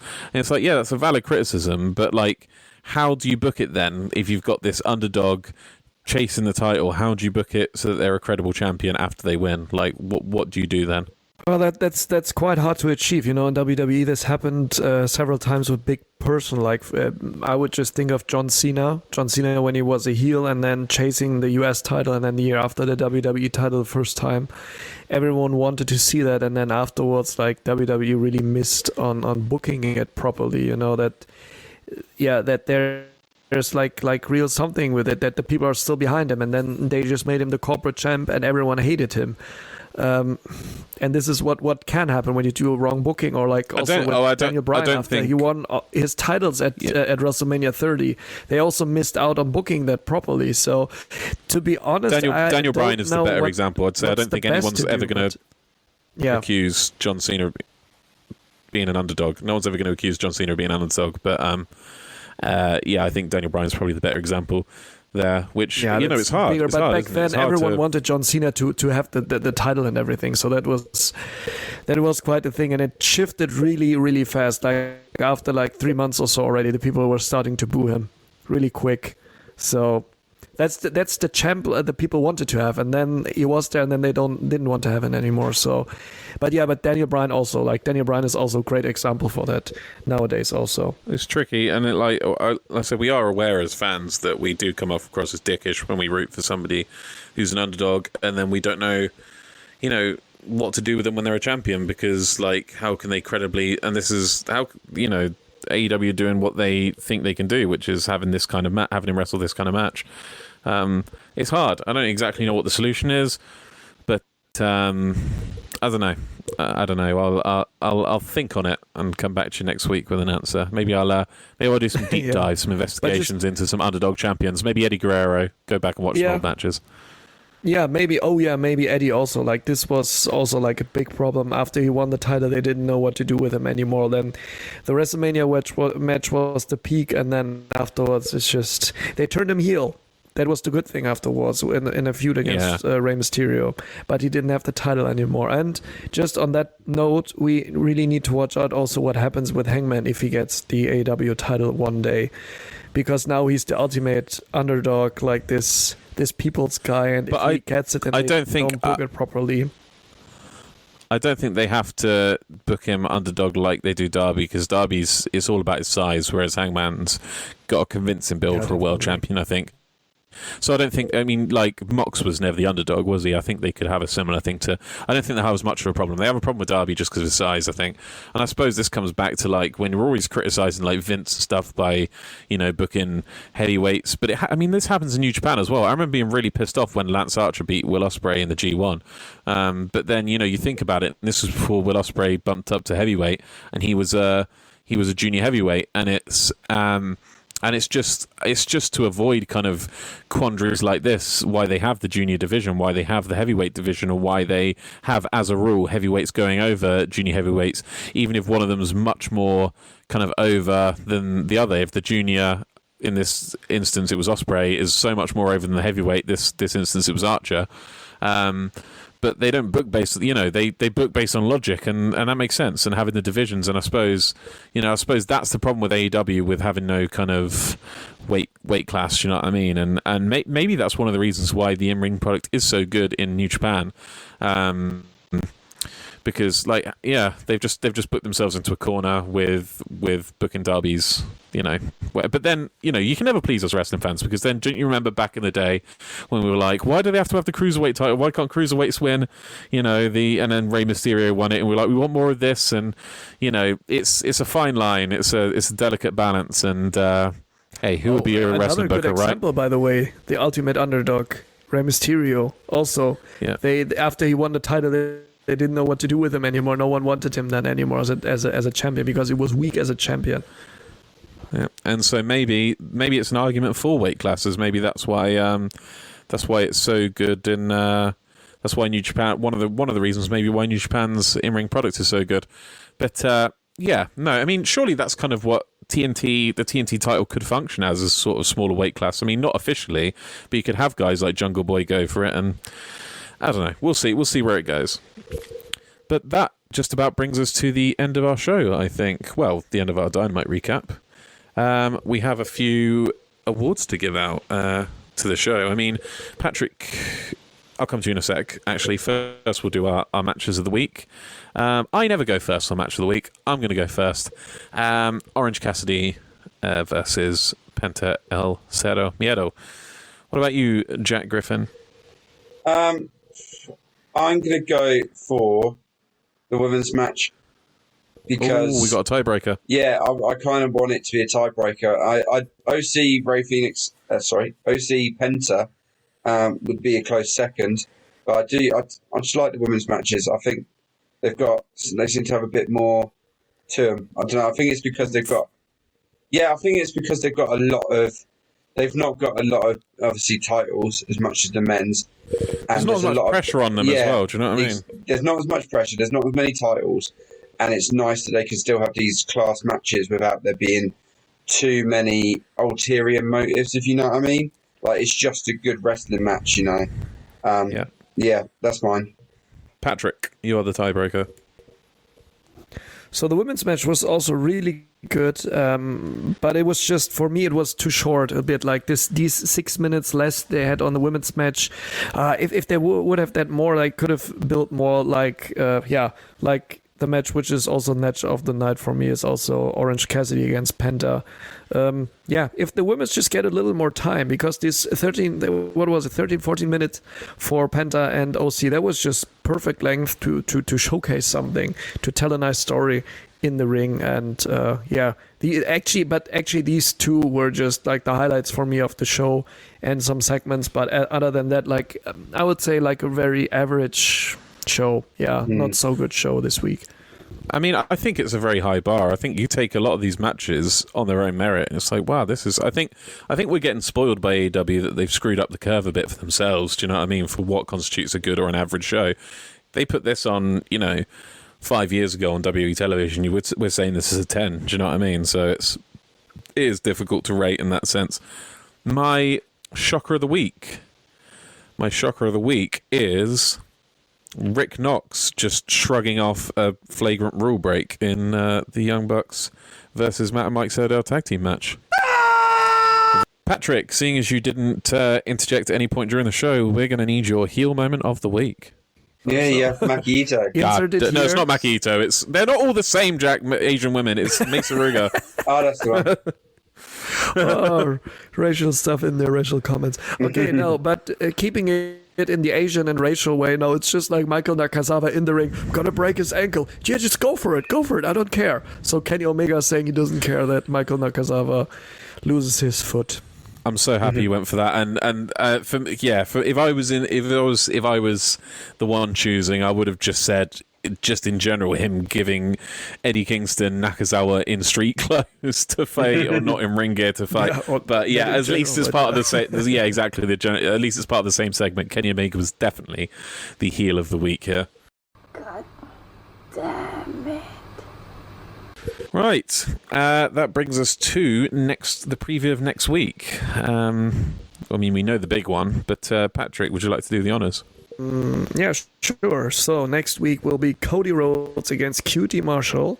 Then, speaking of Kenny Omega, he will be teaming together with Michael Nakazawa against a team of Moxley and Kingston. And SCU will face the Jurassic Express, the Varsity Blondes, and the Acclaimed for the AEW #1 tag team contendership. Like, I don't know. And there will be a match of Britt Baker facing someone. So it's going to be a squash match just for statistics. And we also got a very, very, very nice announcement for the week after next week, which will be an IWGP US Championship match from Moxley against NJPW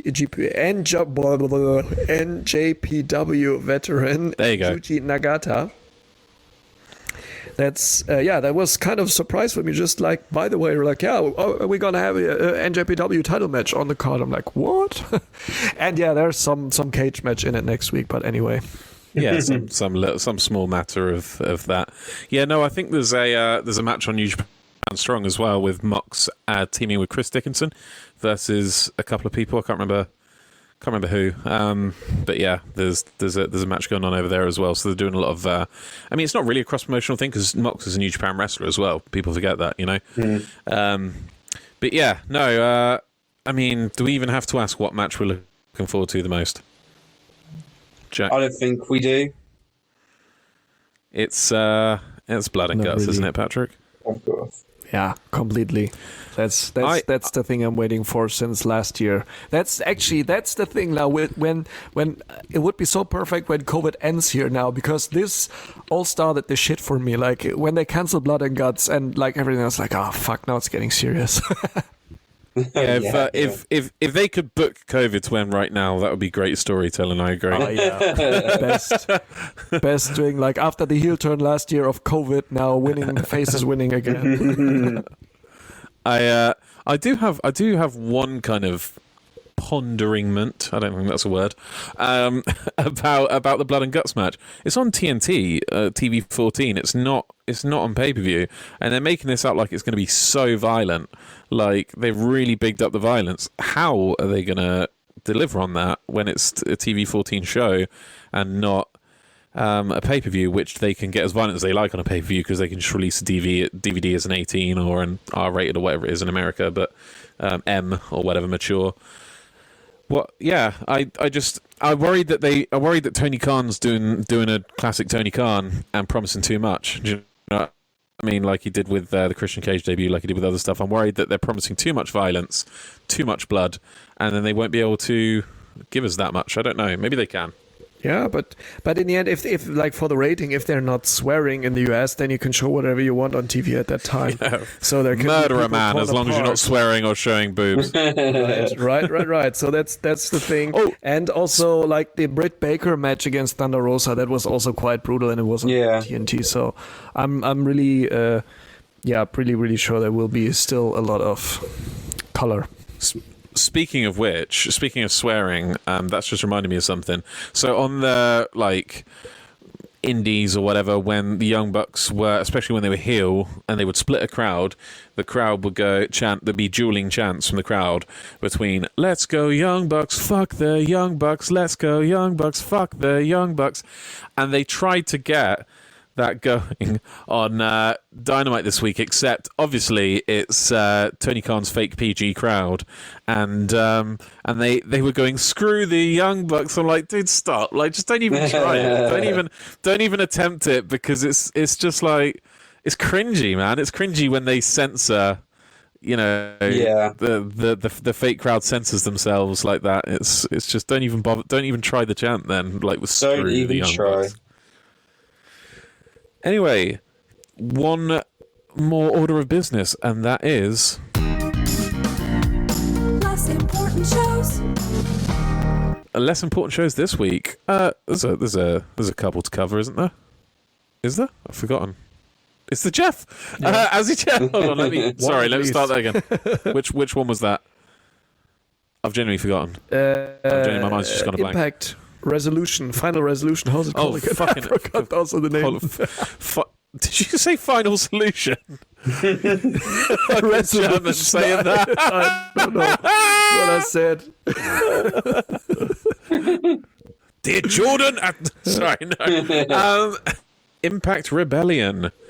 This was. I heard it did 9 times their usual pay-per-view buys, which I mean, banging, right? I suppose we won't give a rundown of all of them, but we won't go straight on to the main event yet, because I really rated. To me, the matches of the night were the first and last match. So that first match, that X Division title match, that was a lot of fun, wasn't it, Jack?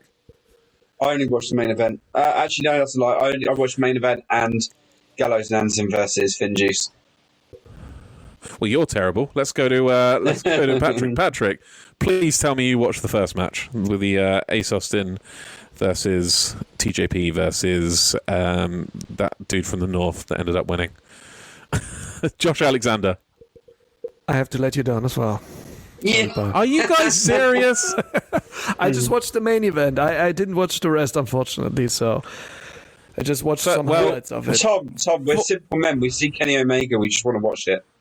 You guys are terrible for Kenny. You're terrible wrestling fans. For the record, go and watch. It's one match out of your days, guy. Come on. Josh Alexander versus Ace Austin versus TJP for the X Division title is a very X Division kind of match, where you see a little bit of everything, which is kind of the X Division code.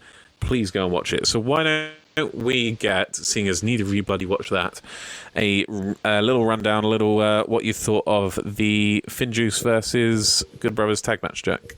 Yeah, it was good. It was a good match. I don't think I did watch the I'd say part 1 when Finn Juice won the title, and they retained. So spoiler alert, just get straight to the end. But that was a good, enjoyable match. It wasn't as long as I thought it was going to be. I felt like for a pay-per-view it should have gone longer, but nonetheless it's cool. And it's always going to be cool seeing New Japan talent in the Impact ring, or even AEW ring for that matter. Just seeing the cross of talent, it's just really cool. I love Juice Robinson anyway. I think he's awesome. I think he's one of my favourites from when you first introduced me to New Japan. Always stuck with me. And yeah, Gallows and Anson being General Gallows and Anson. It was just a good match, and it was one of the ones obviously on the card that sprung out to me. Hence why I watched that one. But yeah, recommend watching it. Go check it out. Like I said, they retained, so it'd be interesting to see how long they retain for. With them obviously not being Impact talent. Yeah. Impact are pimping out their titles a bit, aren't they? As we will get onto in this main event. Or Patrick, AEW. Patrick, thoughts on the main event?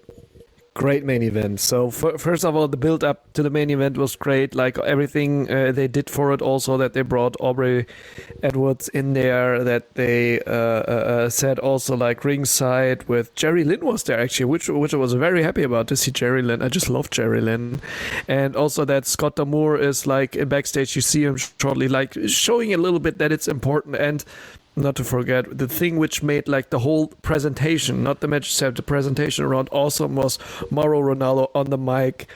I was just so happy, really so happy. And afterwards in interviews, he also said that he was so happy being back on that also indie wrestling level that he can call these matches. He was so happy.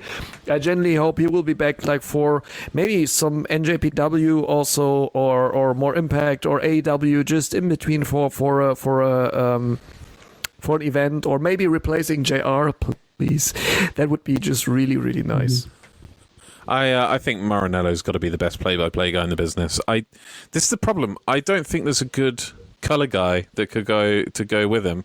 There's not a lot of Joey Styles.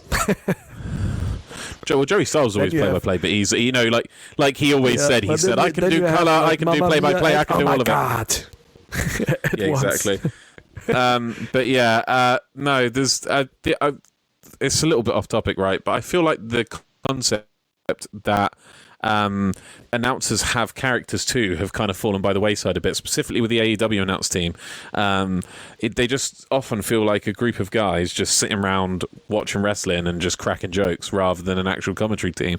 Like, what happened to the good old days? What happened to Heenan and King and JR in his prime? Do you know what I mean? They had characters, and like there's just not a lot of characters in like it's not so important in a play-by-play guy, but like it's important in a color commentary guy, and it's I don't know, you don't see it a lot anymore. But back to the match. Speaking of which, Matt Stryker I think is a good announcer as well, and I quite like D'Lo Brown, to be honest, as an announcer. Impact's both of them. But yeah, the Rich Swann wiped himself out pretty early, didn't he? And this match is... See, it's got a lot of people ragging on it online, and I personally think they are kind of bad faith actors kind of using Rich Swann, using criticism of Rich Swann to kind of bring down the rating for a Kenny Omega match, because that's their true enemy, these cornet marks, So, lots of things about Swann botching, but it could have been just the best sell of all time from Rich Swann, where he fucking banged his head, like he planted the apron early in the match, like did a headstand on it, and then he's probably worked all these marks, to be honest, But I really enjoyed this match, like botches or no botches. I think what takes precedent over a perfectly picture perfect set of maneuvers is a story, and this had that in spades. Like the stuff with, like you said, with Aubrey Edwards being there, the cutter that Rich hit on the ref that Kenny pushed in his way was executed perfectly. Just the emotion, Rich hanging on the ropes with Eddie Edwards and Willie Mack there, kind of looking at him like, on his last legs, and him there asking Kenny for more, him on his knees as Kenny's taking it. It was emotional stuff, man. I think it was possibly my match of the year, a contender for match of the year at least. I don't know if you had any follow-up comments to that. Yeah, so for me, it was also a great match, the storytelling great, and also the when Rich Swann wants to hit the lethal injection on Kenny, he just shoves what was his name again? Brian Hebner, right? Yeah, from Earl Hebner's son, Brian Hebner was in that. Yeah, I also like the reference. Oh, there's a Hebner here, so we just want to make sure there's no screw job. Yeah, that was just great. And Kenny tried to get Aubrey to kind of, I don't know, I can't remember if it was cheat or it was Don trying to convince Aubrey to kind of count for Kenny, or to steal it for Kenny, and she's like grabbing her. She's like, just because I'm AEW, I'm still calling it down the middle. So that was some good stuff. Yeah, also that was great. Also, I don't know if he injured himself, like with his handstand, head plant, whatever. There, if it would just was yeah, I don't know if you got injured there. It didn't seem to me for the whole part of the match, but then these two botches were like very like, oh, maybe he just got a little injured there or so. So the botches are the things which like give me, for me, like we say in German. Now it comes your favorite section again, Tom. Deduction in the B grade or whatever you say about it. Like this gives a little minuses in the back. Why it's not like for me like the best match, but it still was a really great match. And unfortunately, also have to say for Impact, it has to be now that it's not an Impact only match. It has to be like with Kenny or so. But still, it puts like the spotlight also on Impact a bit. And also, Rich Swann looked way better than I honestly expected in that match, because I didn't know what to expect, and I only know him really from 205 Live, and I was like, I don't know what to expect from this match. So he surprised me also there. They did that whole thing where they kind of sowed a seed of doubt in me as well, which, I mean, in a match between Kenny Omega and Rich Swann, to make me have a second of doubt it was really good stuff. I will just say that because people can't really tell whether Rich is working us or not with the head plant, and then maybe he was faking a concussion with the botches, like, in that sense, I don't think the botches really matter. Do you know what I mean? Because if they add to it, do you know what I mean? So either it's a work and it's intentional and it's added to the narrative of the match that he's rocked and he's not wrestling his best match because he's really fucked himself up, which they can build on. Or, I mean, either way, just it fits. Do you know what I mean? It fits that he took a big bump to the head and then was a bit wobbly. So that just adds to the narrative for me. So, there are times when botches take something away from a match, and I wouldn't deduct points from it for botches, because the botches did not take away from this match. If anything, they added to it, and they added to the story being told with how fucked up Rich Swann was getting. So, like, it's not like for me, it's not like a botch of someone who's perfectly healthy and like falls off the ropes. It's not a Matt Sydal. Do you know what I mean? It's not a Matt Sydal botching the shooting star press. These were acceptable botches for me. If anything, they, because poor Rich Swann, he could literally just be doing the best fucking selling of his life, and people are knocking points off him for it. Do you know what I mean? So, but no, it didn't matter to me. Obviously, I think we said much of what needs to be said. But Jack, if there's I tell you what, we'll go for the future with Jack. What is the future with Kenny Omega as Impact champion? Oh God, that's a big question. I was going to say I feel sorry for Impact, because now that's two of their titles with other promotions. They kind of feel like the second fiddle. I heard Deonna Purrazzo's got a match at Triple Mania, so I don't know if she's defending the Impact title there as well. Can you imagine if she did? And they've literally pimped out their titles to 3 different promotions at that point. That would be mental. Just mad stuff. But now the future. I mean, don't feel too sorry for them, because, like I said, they had 9 times the regular pay-per-view buys. That's true. Yeah, financially they're making moves. But now in terms of the future, obviously Kenny's now got 4 titles. He's going to keep on trying to collect him. I'm wondering whether whoever obviously takes the titles from him, whether they'll get them all, or whether they'll go like full one by one. I think either way it'd be cool, because if they all win at once, and obviously whoever gets them, fair play. If they go one by one, it'd be quite cool, because it'd be like a power down of Kenny. It'd be like, imagine if you just say these 4. And then obviously then he loses, maybe, I'd say to Andrade. And that, obviously this is way too soon. Obviously he's going to go longer, but I'm just saying in this sort of what I'm trying to picture. And then it'd be like a power down. He's like, oh shit, I've only got 3 left. And then he loses maybe like the Impact ones, like to Moose or whatever. He's like, oh shit, I've only got the AEW one. And then he'll lose like the AEW one to Hangman. It's like, oh, what have I become? Now that I've betrayed. But I don't think that's going to happen soon. But I like both kind of visions. But with I think Moose is a shout. I think Moose is a good shout. I think whoever gets the Impact title will either acquire all the belts with it, i.e. maybe like a New Japan star. Well, I know we thought Kota Ibushi, didn't we? That would still be quite cool. Obviously now Kota Ibushi isn't the champ in New Japan at the moment. Could he be by the time? You never know. But as it stands, obviously, it'd be Will Ospreay. That'd be cool. Imagine Will Ospreay having all the belts, doing it for us Brits. But I think, if it's going to be an Impact star taking off, I'd like to see, Moose. I think would be a good candidate. Speaking of New Japan, I'll just give a little rundown of it. Was New Japan. I mean, none of us have seen it yet because it was literally today, I think, or was it last? Either way, I think it was this morning. Wrestling Dontaku Night 1. I have seen one of the results. I won't spoil it. But tomorrow is Night 2 with Will Ospreay versus Shingo Takagi. So we've got to watch that. If you're going to watch the odd match this week, watch that one. Big couple of days for me because there's Wrestling Dontaku for sure, and there's DDT and TJPW are running really big shows this weekend. Well, not this weekend. It's not a weekend, is it? Midweek. So yeah, over the next couple of days, I'll be in my little wrestling cave, and I've already been watching old WCW Nitros. So I've got so much to watch. I've got a Noah pay-per-view to watch, and did you see that? I don't know what it's called. Like, it's got the word Satsuma in, but it was a show that New Japan run.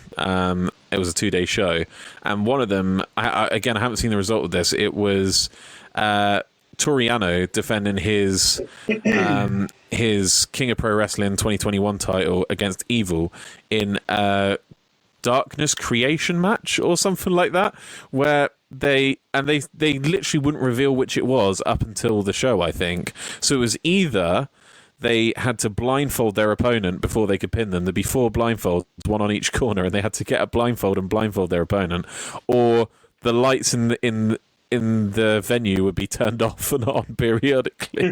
And it's like, what the fuck is this? Like, Gado's on acid, isn't he? Like, booking this shit. Like, you can see why. For one thing, you can see why people are saying the booking has gone downhill. For another, that's subjective, and I fucking love this shit. Well, at least some Japanese crazy shit in there. Maybe they right? I don't know how the viewership is in Japan, or how strong DDT is compared to them, or if there are a lot of people now watching DDT for the shenanigans. If they want to open up a little more to it, I don't know. But I mean, yeah, because I think it was a Wrestling Dontaku Night 1 that's gone today. So I don't know. There was something like a Finger of Doom ladder match between Tai Chi and I think Tamatonga. I think it was. So I mean, your guess is as good as mine. I've got no idea what the fuck that is. I'm gonna have to go watch it, so, possibly tonight. But yeah, that just brings us to the end of our show. It was a long road getting here this week. Last week and this week, trying to get this recorded. We had a lot of technical difficulties, but it led to the 3 of us all being together, so that was nice. 3 best friends that anybody could have. We're the 3 best friends that anybody could have. Yes. I love that Patrick Jack started it, I did it, and then Patrick was just like, yes. Serious German, finishing it off. Yes, I'm very happy too, yes. This is more Arnold Schwarzenegger. I am ecstatic. This is my happy face. I'd like to shout out, though, our increase in listenership, especially in America, and especially in New Jersey. New Jersey, so shout out to all our New Jersey listeners. Mate, Jack, I swear, right, I had planned for this, but, stuff happened, stuff got in the way. This week, I was going to make it New Jersey Appreciation Week, and I was going to list off all the achievements from New Jerseyites that I found on Wikipedia. And seeing as next week is Blood and Guts, right, so we can't do it next week because it will be a special episode. The week after, calling it now, New Jersey Appreciation Week. We're going to celebrate. You've got 2 weeks to get excited. We're going to celebrate all that is good about New Jersey and none of the bad that, the fake tan and all that gets the bad press. We're going to celebrate the good. And celebrate the good. And shamelessly pander to our demographics. First hand of everything. Fucking boring. I've been once as well.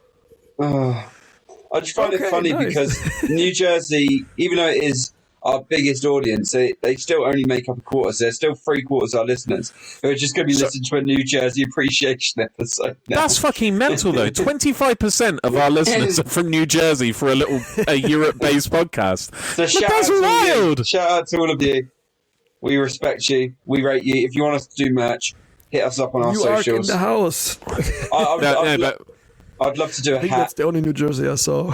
But for real, slide in our DMs at W.A.N.K podcast on Instagram and Twitter. Tom did tell me during the week for every listener that slides in our DMs, he'll PayPal you a tenner, and that is confirmed. I so fucking do for it. did I bet I did. No, I didn't say that. Well, let's get it agreed on now. I tell you, no, I better not. I was like, I tell you what, for the next week, £1. But then they're going to tell a friend, and they're going to tell a friend, and suddenly I owe £200 to fucking randoms in. Who wants a free quid? Yeah, listen, just send a message to this guy, and then it's fucking viral. Someone posts it on Reddit, and I'm fucked. I've got no money. All of a sudden, you owe £200,000 to just all these randomers. But hey, Fucking get my kneecaps broken by a loan shark. you owe me a quid. Just had to think about Family Guy when Stewie is almost killing Brian because of also money he's owing. Oh wow, that's funny. But yeah, shout out to the new listeners. I hope you're enjoying it. And if you got anything you specifically want us to shout out or recommend or anything you want us to do, we'll do it just for a small price. Don't do anything Nazi related. Just because I'm German, it doesn't mean anything. That was very defensive of you, Patrick. Do you know the one thing that makes people make me think they are a Nazi is when they say I'm definitely not a Nazi. Don't send anything Nazi related. Yeah, it's like everyone said that, the Americans and the Russians came and everyone switched on the lights and I was in the resistance. Oh, don't shoot at me. Everyone's saying that, but there's proof it wasn't like that. I really need to get my sound pad fixed, man, because I've got a siren for you with your name on it. Alarm. I don't know what that was, but it's getting cut. I'm going to send you this. This is a German, the few German listeners we have, they will probably have laughed now because Alarm is a very interesting, famous scene from a porn, but I'm going to send you that later. We got so close to the end of the show without any ridiculous shenanigans, and now look at us. We should probably let everyone go and get on with their evenings and not listen to us talking about porn anymore. So, German in general, in special, Did I invent a sign off? I've forgotten. Last time Liam signed off, didn't he, with a joke? Oh yeah. It didn't go down too well. No, I think of one on the fly. I was going to do Jerry Springer's. Take care of yourselves and each other. Yeah. I'll just bye.